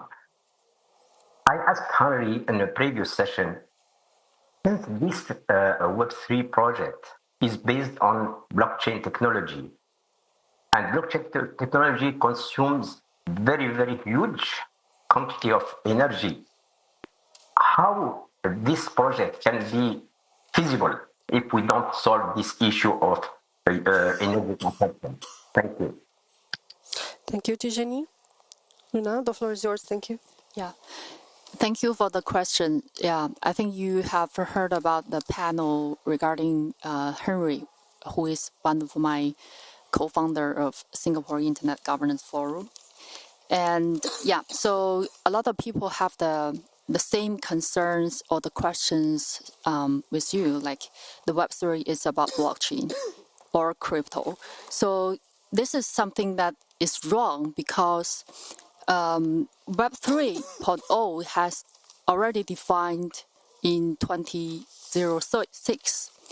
It's called the web of data. So the Sir Tim Berners-Lee, who has invented HTTP, have already defined what is Web 3.0. It's nothing related to the blockchain or crypto. So blockchain, like Bitcoin, has the value of the personal sovereignty of the finance. That's a finance value representative. And if you are thinking about Web 3.0, you should have data, decentralized protocol, and you have the right side about the value, how you can monetize those personal data. Because we are talking about community-driven empowerment, is related to how we can let the community have the motivation to contribute and have the awareness about how they can get their data back. Now we are in the Web 2.0. Web 2.0 means all the websites, all the infrastructure built on TCP/IP and HTTP. That leads to the data flow to the centralized platform, such as Meta or Twitter. So every people, we don't have our own data ownership. That means in the era of the AI, the ChatGPT has used the public data size about 3 trillion tokens for training the AI system. And they're using our knowledge. They don't give our benefit. And you don't have your rights to know how they use your data. So in the Web 3.0, that is totally different because a lot of people has already got actions on that, such as Henry and I, and also the Tim Berners-Lee, who invented the solid social linked data, which is a decentralized protocol for all the users to own their data by the personal online pod. That means you can deploy this pod on your local device, on your local PC, on your local phone, or you can choose the different, like the cloud host service like AWS or any other. But this is going to have the privacy preservation, and you are going to control whether you want to authorize the organization or not. So we are building that in this way called Web 3.0. It's called a web of data, and people have the right to share all the data, to know who are going to use and how to use, and whether you want to give the money to me because I share the data, I share the value to the organization who wants to use my data. So we are using the different like protocols, and also of course, we have to use blockchain because for the global payment, each country's people have the right to got the different, like their currency. This is more complex when you're going to send the money to the different people. So the blockchain, like tokens, is one of the value of the backup data. So you're going to know what is Web 3.0 and what is Web 3. Web 3 is wrongly defined by Gavin Wood because he is in the blockchain and the crypto, and he defined himself as the Web 3 father of the father of the Web 3, but it's totally different. So I think everyone should have the awareness like what is the real Web 3.0, and we should get our data back in the AI era, because in the future, if you want to have a safe AI or personal AI agent, you have to get your data back, and you have to deploy a small language model on your local device combined with your personal data size. Yeah, so hopefully I answer your question. Thank you. Yeah, thank you. Thank you very much, Ona. We'll try to keep it short. We have 20 minutes, and I want to use 5 minutes to take questions. Then any other question from the audience, then we go into last words, especially this is a focus on NRIs. And in those last words, I will start with Chelsea. So Yeah, we have a question from the floor from Mr. Yangshu Chen. It's a question and a comment. I'll start by the question. So the question to all the panelists: how can we design regional data agreements to support cooperation without turning them into non-tariff or technical barriers to trade? This was the question, and all the panelists feel free to answer. And then he commented, Bhutan use electronic identity system on blockchain. I guess it's to react to the last intervention from the panelist. Every Bhutanese can own their data and the data ownership. That was all from the floor. Now we move to the question that he asked. Thank you. So who wants to take that question? Or I'll put you on the spot. Okay. I'll hand the question over to Nancy. So one of the ways I could think of is invest in infrastructure and digital literacy, and create probably a regional data council for policy coordination, encourage cross-border data sharing agreement with safeguards. Yes, sir. That's my information. Okay.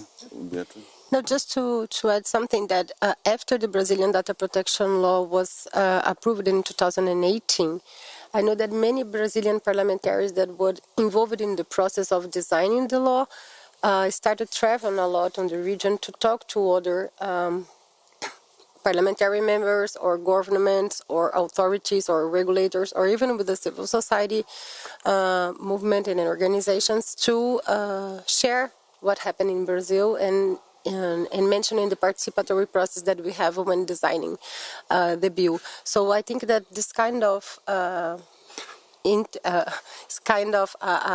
it's not a scholarship, but some kind of promoting exchanges among bodies and authorities and civil society members and representatives is interesting to help building a regional context of, because in Brazil, Brazil has many differences regarding our neighbors, but there are many things that are quite similar, and I for sure I think that is the same in your region. Then we can take advantage of the mistakes and of the problems that we face during the development of the bill and in the implementation of the law that other countries may avoid if we share these experiences. So I think that would be, I think the idea of having councils to gather different countries is super interesting process, but even starting exchanging experience, and that's why IGF is so important for that, because we're exchanging experience here from all over the world.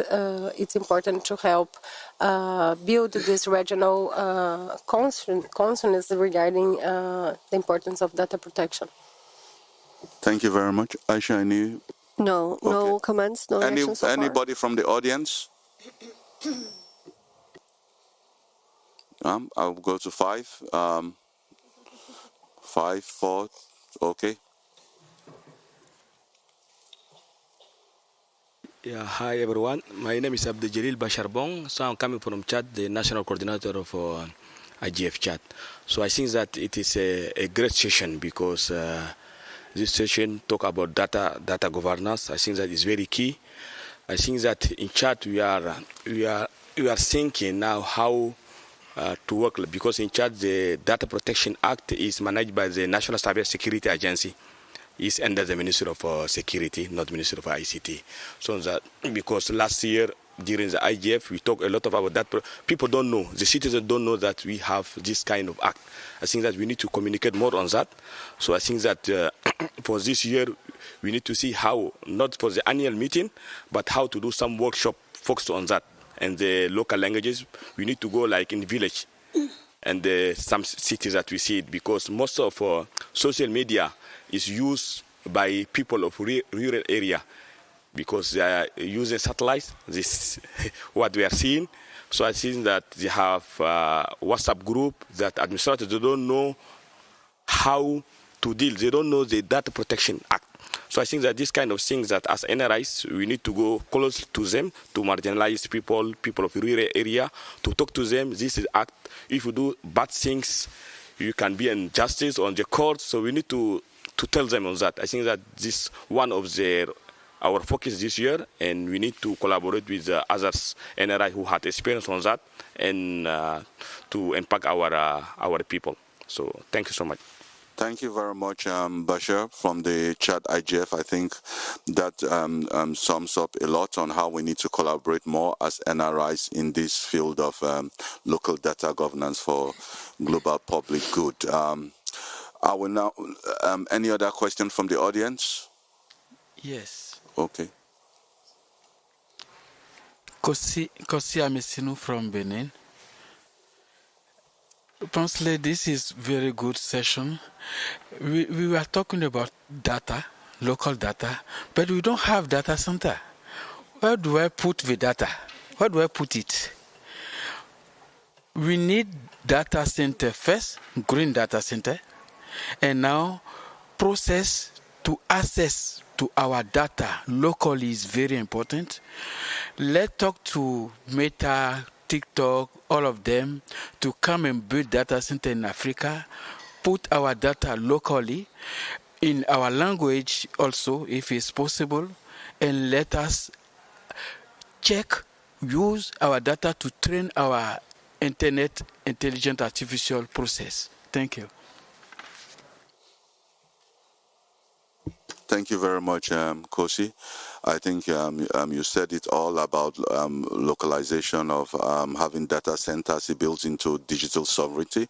I will now call on Chelsea to give her closing remarks, and as NRIs, what we can do in our communities. Remember, this is an NRI session, and we at the bottom of the ladder within the internet governance initiatives, and I think this is a very important topic for all of us, and I would like Chelsea to give her closing comments. Thank you. Thank you very much, Poncelet, for such a wonderful session.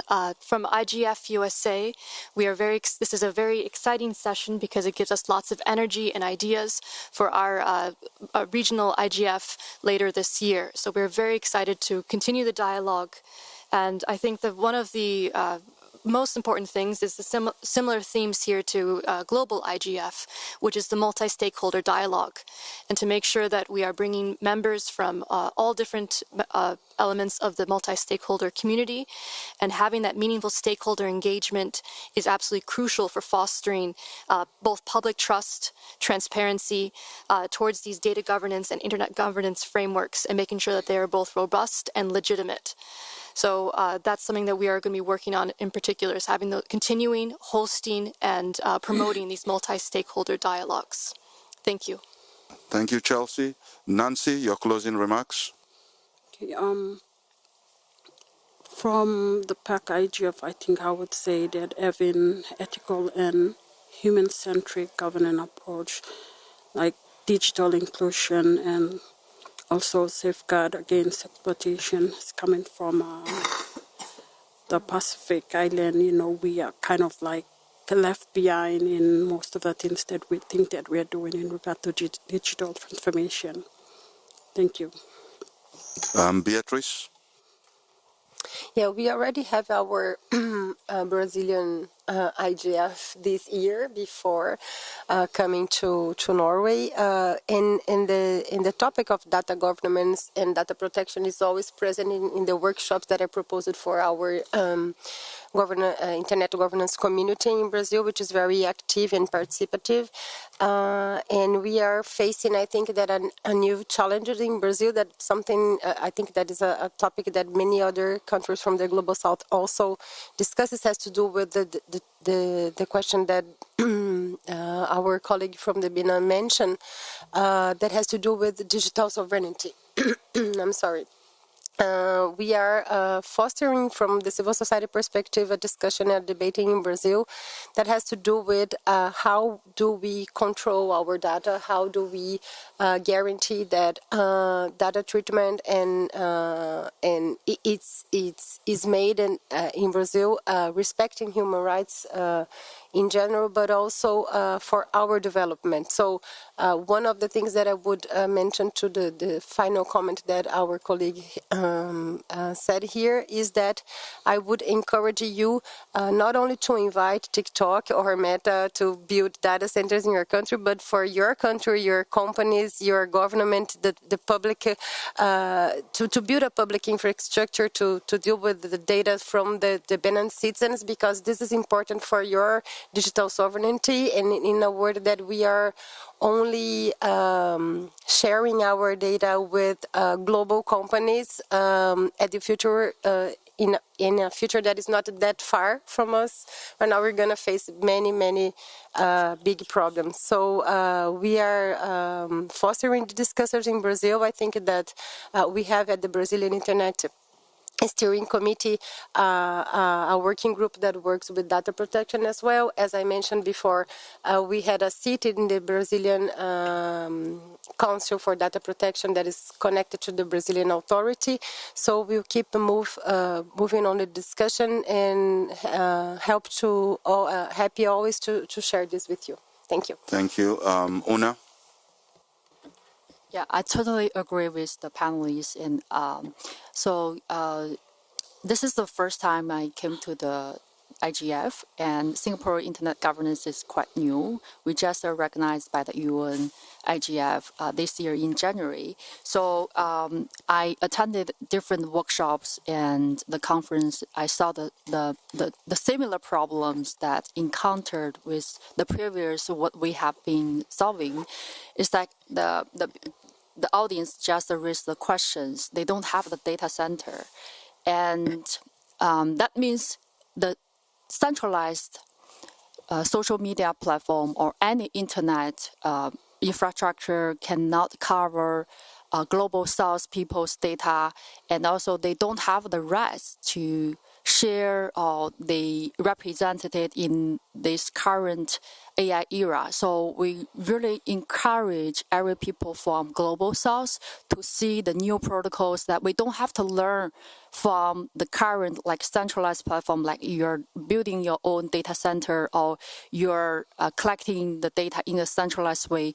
You can do something that's quite fascinate and use the frontier technologies to see you have the data ownership and you build your own data by your own protocol. That means no one can access unless you authorize, you consent. So you can help those AI companies to train based on your own data sets, and some other people also can do this in this similar way. At the same time, you have their own data value, and you will have monetize your own data. That's the best way that can bring the wealth to the global south people by using your own local data, and you can accumulate your own data sets day by day. And in the future, you are the one who control the data, and you are building your own value in the future. Thank you. Thank you, Una. Ahmed, closing words. Thank you again. I think in the North African IGF, in the recent years, many countries of the North African have started to recognize the strategic value of the data governance. Egypt, for example, has taken concrete steps to establish legal institutional foundation for data governance, and the personal data protection law has been released in 2020 after public and community consultation. Also, the National Digital Strategy of Egypt includes strong components of data governance.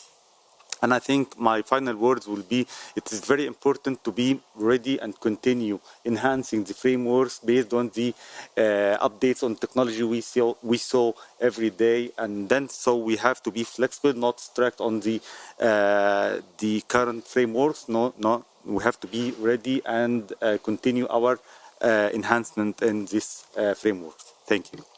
Thank you very much, all my panelists. And before I close this session, as I said, this local data governance for global public good session was organized, is an NRI session and was organized by NRIs.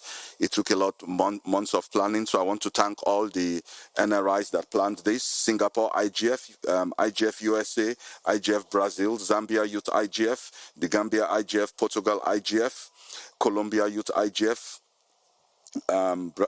Brazil IGF, I've said it before, Japan IGF, Lebanon IGF, Benin Youth IGF, Colombia IGF, and Argentina IGF. And I also want to thank my brilliant panelists.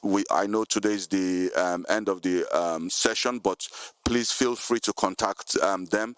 These are experts in this field. We had two government representative. We have an academic who is from the USA IGF. We also have Una, who just started the Singapore IGF, and it's good we have new, we have old, and we have Brazil, who we learn a lot from within what they are doing. Aisha, thank you very much for the online moderation, and can we give a round of applause for our panelists? Thank you.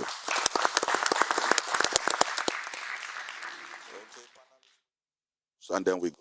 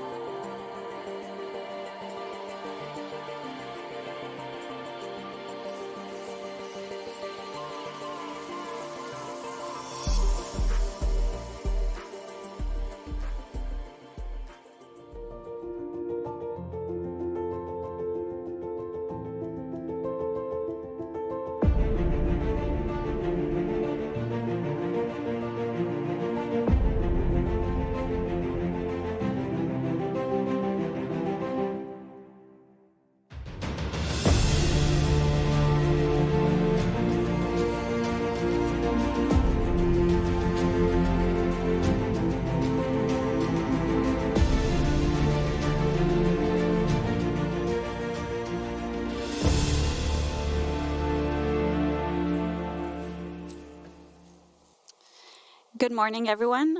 Thank you for joining us for this networking session titled Mapping and Addressing Digital Rights Capacities and Threats. My name is Mia Marzotto, and I'm the Digital Rights Advocacy Lead at Oxfam. This week at the IGF, we heard many times how the deployment of digital technologies in more areas of our daily lives and the rapid rise of artificial intelligence increases the urgency with which human rights in a digital age must be prioritized. So with this session, we want to focus on what the current landscape looks like in terms of digital rights capacities and threats in global majority communities, and encourage new or stronger partnerships and connections between progressive actors in the digital governance space so that we can collectively ensure that we turn the critical commitment of leaving no one behind into reality. As Oxfam, we believe that effective digital governance should advocate for and protect the rights and interests of all people, and that their needs and experiences should really determine the future course of the digital age. Our mission is to end inequality, and this includes tackling the issue of digital inequality, as we see a growing concerning gap between those who benefit from digital technologies and those who don't. This is why in mid-2024, we launched Recipe, a multi-year project co-funded by the European Union that aims to promote fundamental rights in the digital age in partnership with civil society organizations from 10 countries, working with some of the most vulnerable people in society for whom the risks as well as the opportunities related to digital technologies are the greatest. So this session will proceed as follows. First, we'll hear from 5 representatives from the civil society organizations involved in the Recipe project, who will present key information extracted from primary research and analysis recently conducted, providing sort of like a snapshot of the current situation of digital rights capacities and threats in a diverse set of global majority countries. And then we will move into a discussion and, of course, encourage reflections and questions from the audience, both in the room and online. So without further ado, let me quickly introduce my panel here of distinguished speakers, starting with Mohammed Aded Ali. He's the Executive Director of Somalia Non-State Actors. To my right here, Tran T. Tuyet, Program Manager for the Institute for Policy Studies and Media Development in Vietnam. Thierry Louis, Head of Program at the Cooperation Committee for Cambodia. And at the end of the table, Christian Leon, Executive Director of Fundación InternetBolivia.org. Joining us online, we also have Khadija Ibrahim, who's the International Advocacy Officer at the Palestinian NGO MIFTA, and Luan Mendes, Project Coordinator of the Centro SOS Digital at Fundación Internet Bolivia, who will also be our online moderator. So before focusing on the countries, I just want to make a quick few remarks on the overall methodology and demographics of the multi-country assessment we conducted under the Recipe project to map the digital landscape, threats, and opportunities. So this was an assessment that included a comprehensive set of questions related to 4 main topics: digital literacy and internet access, digital violence and safety, and current measures to prevent digital violence, as well as perceptions on the further action needed to prevent digital rights violations. We had over 1,000 respondents across 9 countries, representing a range of groups, including community members, activists, journalists, and members of civil society organizations. And of course, we also looked at existing literature and other relevant studies, and importantly, validated the findings through workshops with the groups involved.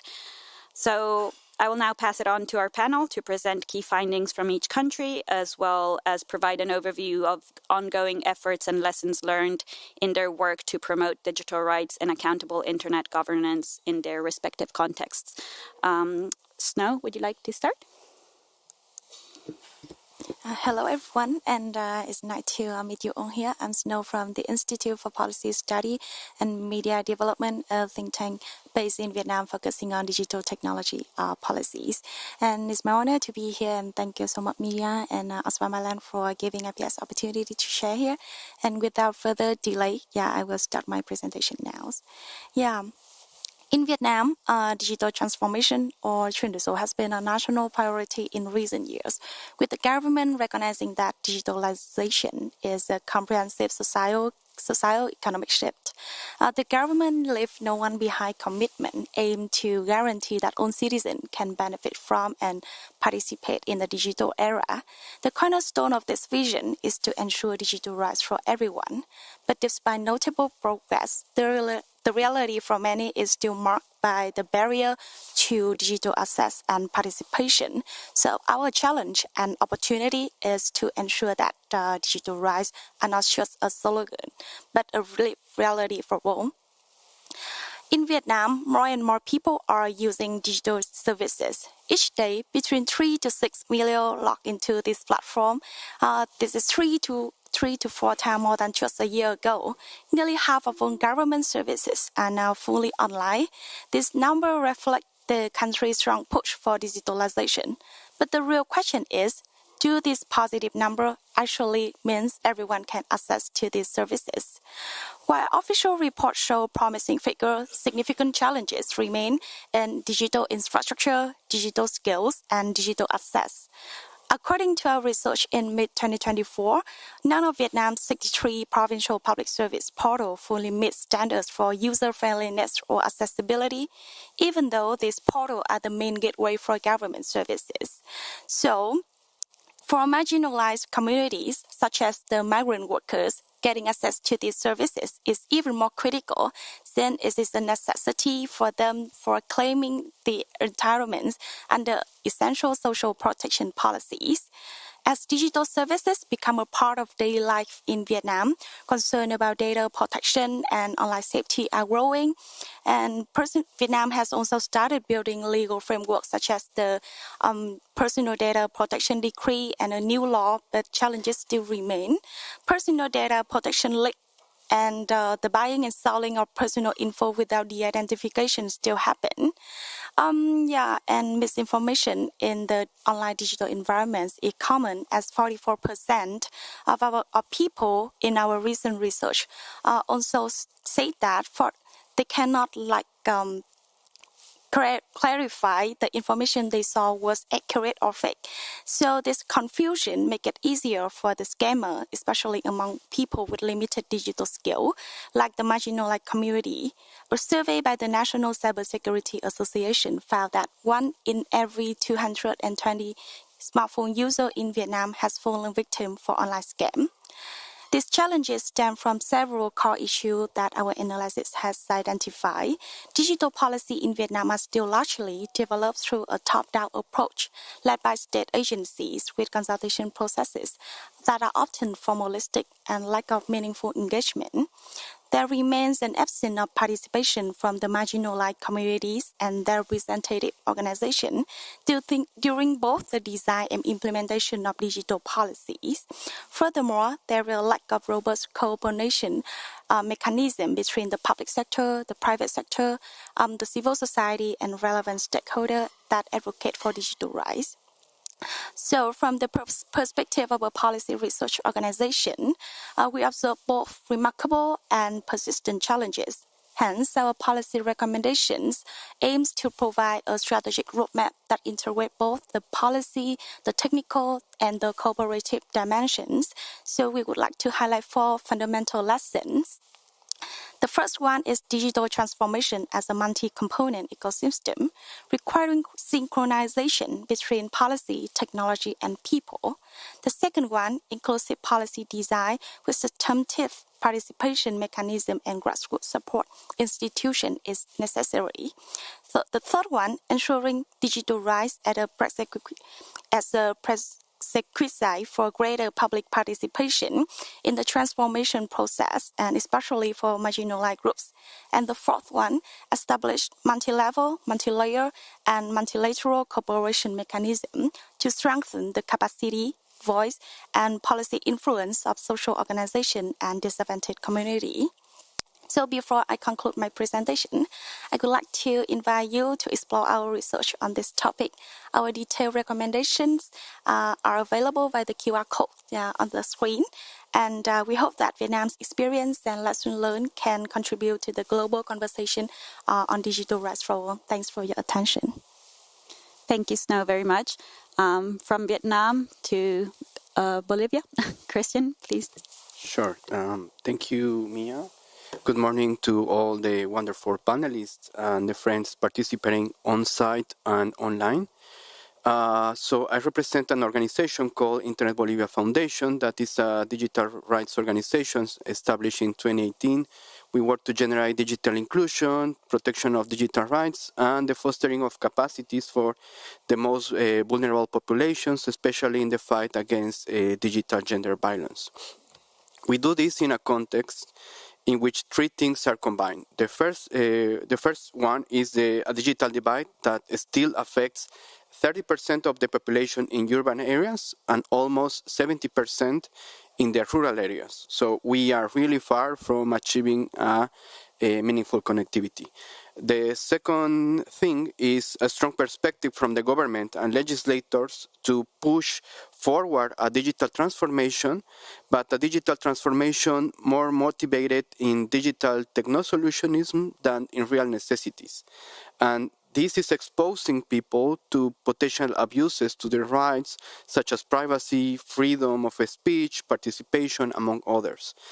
And see a very hostile environment for human rights defenders, for women activists, for LGBTQIA populations, all the vulnerable populations. So they are connected, but without any safeguards to their participation.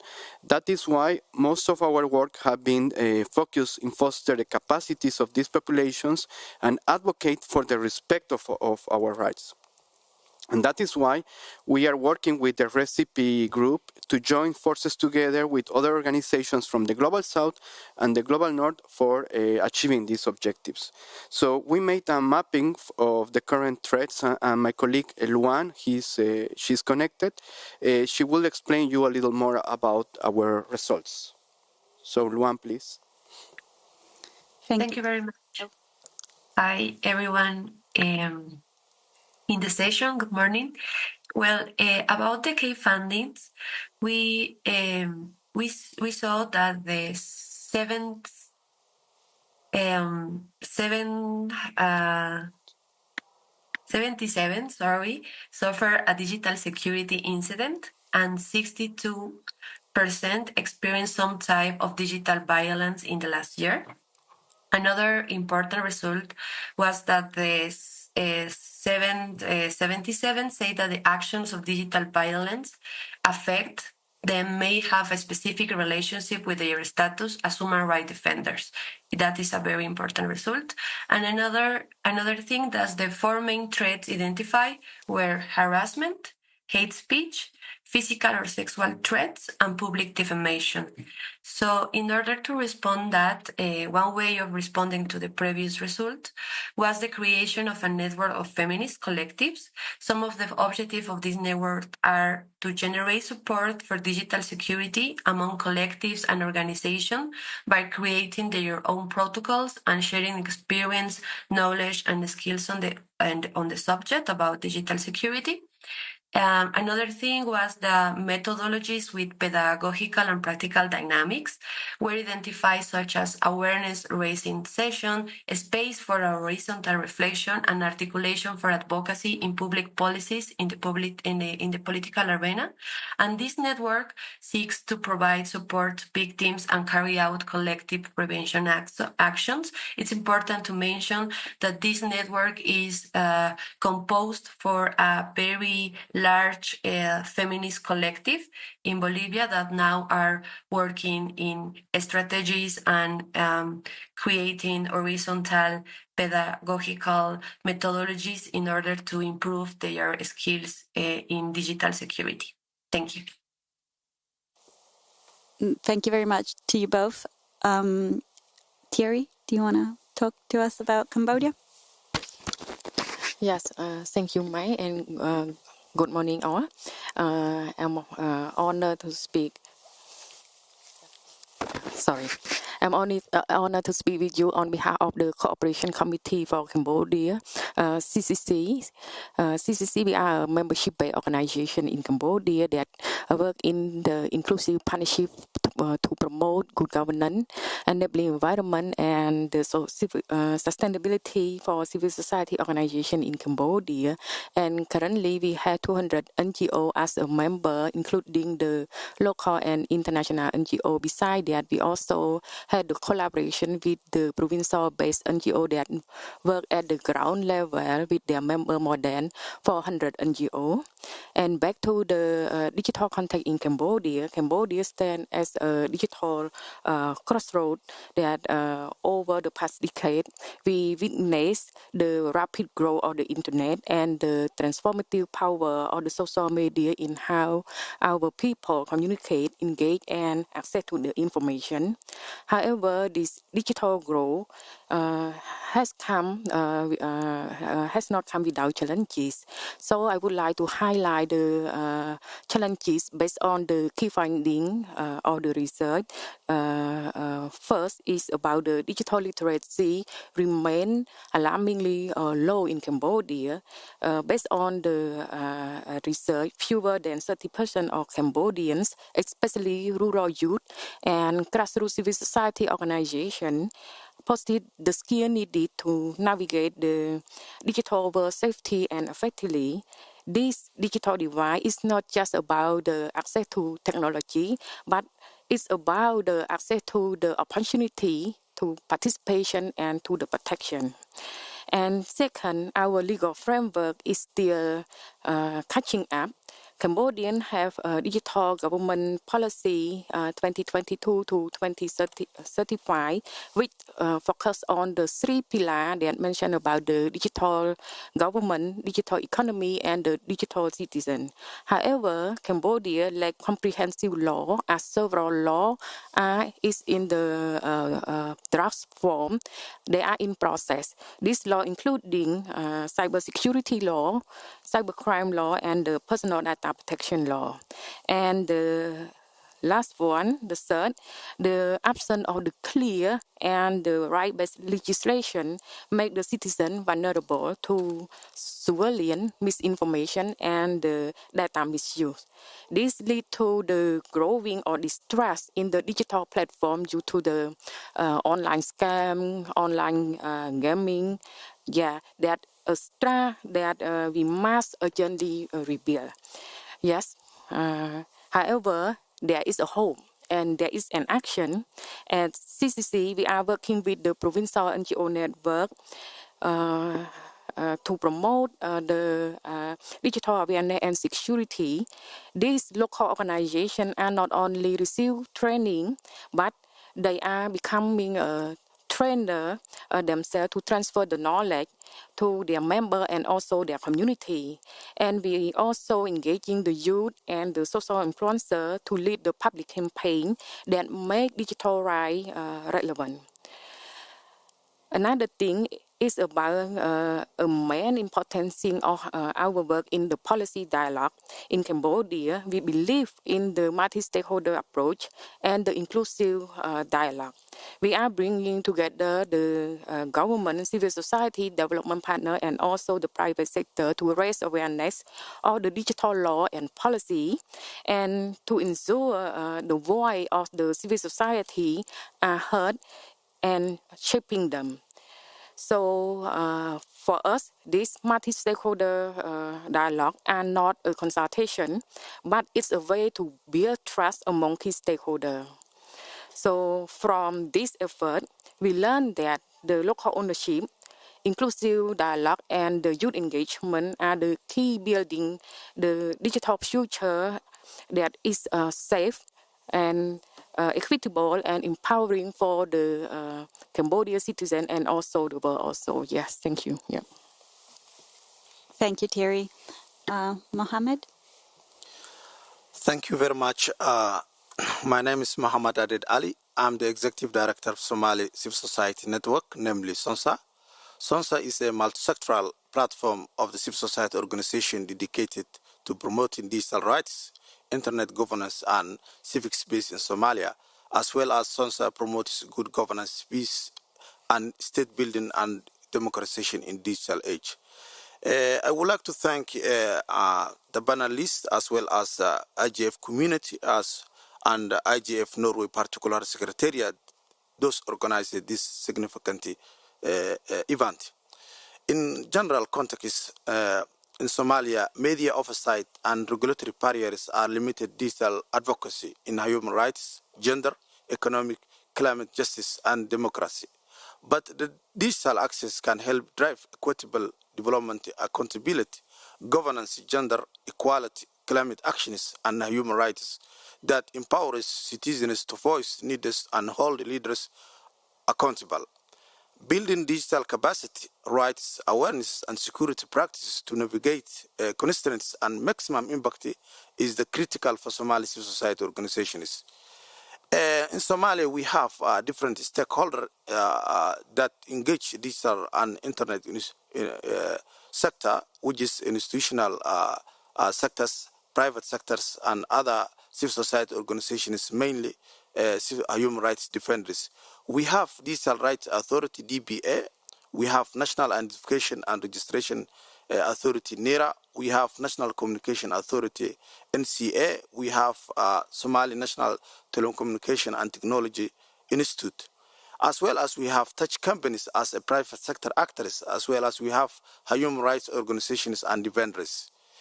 In early 2024, SONSA conducted mapping and assessment addressing digital rights capacity, and that capacity focused on internet access, digital literacy, social media, users, digital rights awareness, digital violence, and digital security.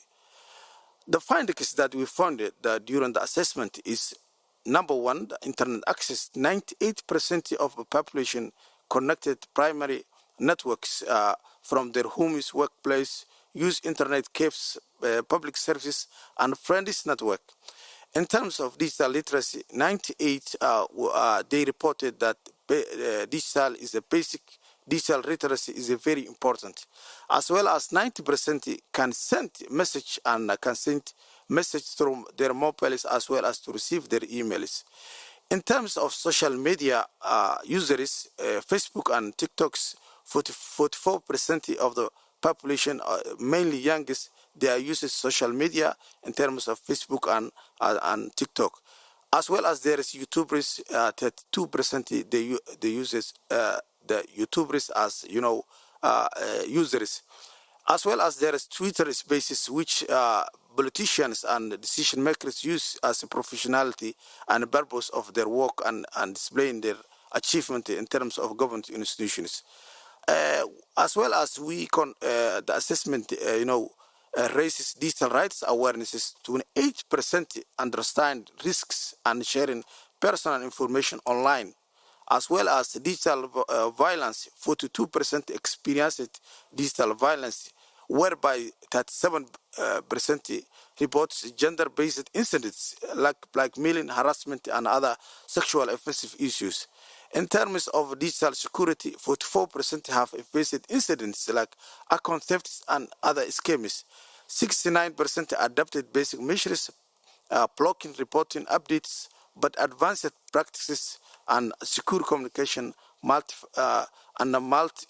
security authentication remain limited. We have as ongoing efforts as strategy, as lesson learned, strengthen the civil society organizations in digital skills, such to deliver workshops and in corruption, privacy setting, phishing and cyber security attack awareness, security communication, and safe device practices, as well as it is very important raising public awareness, launch national-wide campaign on tech facilitated gender-based violence and online safety through radio, social media, as well as community forums. The other one, engage policymakers, is very important to convene policy dialogue and roundtable connecting civil society organizations with regulatory decision makers to align ICT framework with the digital rights protection. Sustain capacity building, distribute practical toolkits, e.g. digital safety checklists, incident reports, guides, template privacy policies, and provide follow-up support so CSO can apply and update practice over time. So thank you very much. That's I need to concrete my presentation. Over to you. Thank you, Mohammed. We'll now go to Khadija, who's online. Thank you. Hello, everyone. Thank you for having me, and thank you, Mia. Just a second. Yeah, so I'm calling in from the West Bank. I work with the organization called Miftah. We work domestically on promoting good governance and democracy and highlighting how Israeli violations affect women and girls in gender-specific ways. So to give a quick background, when we talk about digital rights violations, they're unfortunately non-existent. The digital rights are non-existent. We face a variety of violations. To give a quick overview, Israel's use of advanced surveillance, including biometric data collection and AI facial recognition, has real-life physical implications, such as arrests, restriction of movement, and even targeted killing. We've seen the development of AI tools such as Blue Wolf and Lavender and Where's Daddy, which are deployed to monitor and control Palestinian movement, often without legal oversight. We also have a lot of social media censorship. Palestinian content is subject to arbitrary censorship, account suspensions, and surveillance on platforms like Facebook and Instagram. The Facebook law and vague anti-terrorism legislation are weaponized to criminalize online dissent and restrict freedom of expression. There's also repressive technology infrastructure in the occupied West Bank and the Gaza Strip. So discriminatory practice limit Palestinian access to ICT infrastructure. For example, Palestinians still use 3G internet network, while Israeli settlers who are illegally living in the West Bank have full access to 4G and 5G networks. And we're also seeing a huge shrink in civic space. So civil society actors, journalists, and activists face intimidation, arrest, and spyware targeting through Israeli technologies. So to speak of the mapping assessment that we've done at Miftah, we collected questionnaires from 55 Palestinian organizations based in the West Bank, including Jerusalem and the Gaza Strip. And some of the key findings from that mapping assessment, first, we see a widespread gap in digital awareness and security capacity. So 23% of CSOs lack basic knowledge of digital rights. Only 14.5% of them raise their awareness of digital threats as high. 52% have no digital rights protection policies.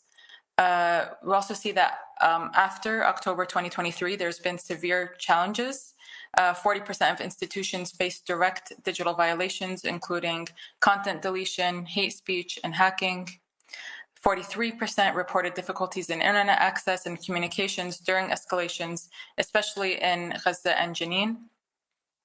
Nearly 55% reduced digital activity due to threats, and only 20% had digital emergency response plans. We also see institutional vulnerability due to limited resources. So nearly 75% of CSOs lack technological resources, 55% lack digital knowledge, and 36% lack legal support. And small or medium-sized institutions are more vulnerable. Nearly 86% of CSOs receive no technological or legal support post-October 2023. When the risks were more high. There's also a lack of legal and policy frameworks. So 72% of CSOs are unaware of local digital rights legislation. Over half of them believe that existing cybercrime laws may be ineffective or unsure of their effectiveness. Nearly 62% of CSOs believe that the Palestinian government is not doing enough to protect digital rights. And we see an overwhelming majority of them there's an urgent need for capacity building and international support. And this means many of them seek security training, and they want training on digital rights to raise awareness. To speak of the main activities that we've been doing at Miftah, we've had 2 rounds of trainings on digital rights for CSOs and CBOs from marginalized communities across the West Bank. We've had a policy meeting with CSOs on the cyber crimes draft law. We've hosted a diplomatic briefing with diplomats based in Palestine on our digital rights report. We also are continuing to produce social media content based on the evidence-based research.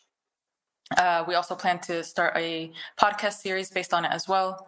And we have participated at the Palestinian Digital Activism Forum back in March, which is hosted by the organization Hamna. And we will continue doing the work that we have been doing for the past year. So that's it from my end. Thank you. Thank you very much, Khadija, and thank you all so much for the presentations. I just would like to underline how clear it is every time I hear you guys speak, that as much as there are clear differences between the various countries you come from and the communities you work with, there are some common digital rights threats and issues, and also some important work from civil society organizations like the ones you represent, which shows that a better, more rights-respecting digital ecosystem is possible. We want to open it up to any questions or reflections from the audience, to any of the speakers, or in general. We have a few questions that we came up that we would like to hear from you, but of course any and all questions are welcome, also from those listening in online. So there are mics to the side of the room in case anybody wants to ask any questions. Otherwise, I know I have questions for for our panel here. Any questions? Okay, maybe I can break the ice with a question to you all, and then we'll also monitor online if there are any questions. One question in to all, any of you who want to answer, can you share a little bit more what you have done in terms of sharing these important research findings and analyses with stakeholders and duty bearers at the national level, and if there have been any reactions or actions taken on their part, and then how have you communicated about those actions back to the groups involved in the research, sort of like to establish meaningful two-way accountability in digital governance? Anybody would like to start? Yes, here. Yeah, from Cambodia, actually, based on the finding that we conduct the research in Cambodia, we organized the workshop that disseminate the finding to the civil society and other stakeholders on that. And based on that, we validate the request. Like I mentioned about the action that we conduct at the ground level in terms of the training to the grassroots organization and also the community there. And for that, not only the awareness on the digital, but also about the policy implementation at the national level that need the voice of the community, voice of the civil society that work there to consideration in the policy framework. That's so the policy dialogue that I mentioned is very important. Actually, we plan in 3rd July and also the end of this year for the policy dialogue that allow the audience, the community and the civil society at the ground level and their representative to meet with the policymaker to raise all the challenges. So that's why the multi-stakeholder dialogue is very important. That's not for the consultation, but it's the platform that change and consider the demand of the community. Yes, thank you. Thanks, Thierry. Anyone else wants to take the question? Yeah?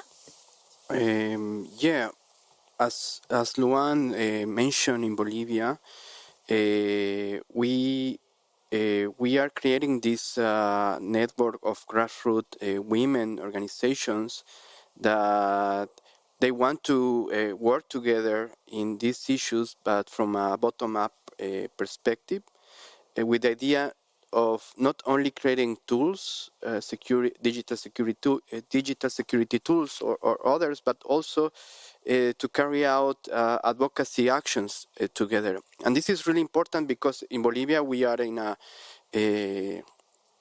in a moment of elections, and these moments really normally open the windows to create new policies and to discuss things with politicians. So I think this is a very key moment in order to organize, to create coalitions, and to do advocacy together. So this is one of the actions that we are doing with Internet Bolivia Foundation. Thank you. Mohammed? Yeah. Yeah, thank you very much. In our context, in terms of digital arena, is a new ecosystem because mostly the civil society organizations and other individuals have a challenge in terms of capacity, knowledge in the digital. Mostly in Somalia, the private sector as well as the civil society organizations are concentrated in terms of digitalization and as well as using other technologies, but mostly the population of the community still didn't have much knowledge on digital. This after we started this recipe project, we engaged different stakeholders, mainly the decision makers. For example, the government institutions. In terms of legislative, some of them still they are drafting, and some of the policies are on the disk of cabinet and still not passed. So that's the way we are our context. But in terms of our engagement, we make coordination with different stakeholders. We established digital platform organizations as a digital task force committee, which comprises decision makers, civil society organizations, and tech companies to work together, considering digitalization is a part of basic rights of individuals. Thank you. Thanks, Mohammed. Perhaps Khadija, would you like to come in on this? I know you mentioned the Palestine Digital Activism Forum, but maybe there's more. Yeah. Yeah, so Miftah, we're actually part of the Palestinian Digital Rights Initiative Coalition, which is a group of CSOs who work in the realm of digital rights within Palestine. So we contribute with them on a monthly basis, share findings, insights, and kind of just learn from each other. Also learn about upcoming opportunities from one another as well. So it was through this coalition that we were actually encouraged also to apply to PDAF, which is the Palestinian Digital Rights Activism Forum. This was a 2-day forum of speakers, panels, workshops, teaching about digital rights in Palestine. So we participated in that, and we were able to reach, an audience within Palestine, like students, other organizations, other activists. So that was a really great opportunity for us as well. In addition to that, we just continue to share our content online through social media. We find that social media is a very effective tool to reach people, not only internationally, but internally, domestically as well. And so we have students at universities in Palestine who have reached out to us because of our content, asking more questions. Maybe they were doing research on the topic, so we were able to help them in that capacity. Thank you. Snow, yeah? Yeah, actually for IPS in Vietnam, we act as a bridge and facilitator throughout this process. Typically, we follow a bottom-up approach, which means that we're starting from the grassroots level through survey, consultation, and other participatory activities to collect inputs from all relevant stakeholders. Once we have gathered sufficient perspective, we organize in-depth discussion with policymakers to share the findings. And through that, these findings are always accompanied with clear and actionable recommendations so that we can work alongside with policymakers to drive positive change. For example, over the last 3 years, we have been heavily involved in the issue related to digital governance and online public service delivery. And once the concrete recommendations, we have the recommendation about the consolidating all 63 provincial portal into a single national portal, as I have mentioned in my presentation, then it was adopted by the policymaker. And additionally, our user experiences assessment are now being adopted as part of the national standards. And we continue to work closely with the policymaker and other government authority to refine these standards. And when recommendations are taken on board, it's become much easier to bring the policymaker, the government agencies, representative, and other civil society organizations together for direct dialogue. And I think that's all. Yeah. Thank you. Any brave souls in the room with questions, reflections? No? Okay. Then I do have a final. Oh, yeah, please. Would you like to come up to the mic? Thank you.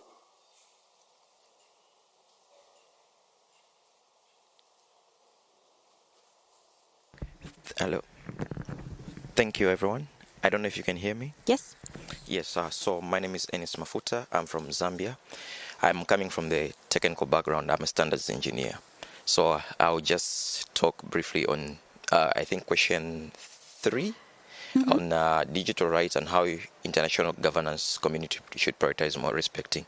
So I've seen all your amazing presentation and how you've highlighted. One thing that I've noticed is that they are more interlinked with the issues that we're facing in different regions. Talk of Asia, South America, Africa. There's one common denominator, and that is digital literacy, which has been a challenge in terms of accessing the rights. So with regards to that question, one of the things that I would like to see the international community to work on is, you see, access is a right. We've said it. Access is a right. But there is something that will always block access. When it comes to the government, they'll say they are safeguarding platforms from misinformation, deepfakes, and everything. So there's need to balance this cybersecurity resilience while upholding freedom of expression and also access. One of the example that I would give you is under a few minutes is how my country has amended the cybersecurity crime and law of 2025, and this bill was assented in a private manner. So when this bill was assented in a private manner, then the society came to learn about it. It created a perception out there to say this is a bad law. They're trying to curtail our freedom of speech and access and everything. So it was a situation where now people started throwing memes, insults and everything. So there was those types of arrests and stuff like that. In a nutshell, I wouldn't blame the government because there were some cyber crime offenders. But on the other hand, there were some people who were ignorant about this law, so there were not much awareness and everything. So I would encourage the civil society space at least to advocate for algorithm detection that can tackle misinformation and also these deepfakes, because once an information which is wrong is sent out there, it is weaponized. And once it is weaponized, it creates a perception in the minds of users. And when it creates that perception in the mind of users, the users themselves, they are going to be limited by that information. They are going to accept it. So in short, they are going to accept that definition. And when you accept that definition, it will end up limiting you. And when you are limited by that information, you believe it. So you live with it because it's a lie. So this is just my observation about this. So let's work together, technical community, civil society. Let's find ways on how we can tackle these misinformation and defects. Thank you very much. Thank you very much. I'm aware we have only 1 minute left. I'm sure there's lots of thoughts around me on this. I think this is definitely something that the reason why spaces like the IGF are really important and the multi-stakeholder approach is very important, right? And I think that in that balancing exercise, which you mentioned, having a diversity of voices and experiences participate is really important to find the right balance, because it is a balancing act indeed. Like I mentioned, this is the start of the conversation, hopefully, although I know that it may be the last day of this IGF, but we do want to continue the conversation. There are some resources at the back, and of course you can come up to us to have our contact details. I want to thank you all, panelists, and also to those online and those in the room and the technical team making this hybrid session possible. Again, thank you, and have safe travels back home, and let's continue the discussion. Thanks again.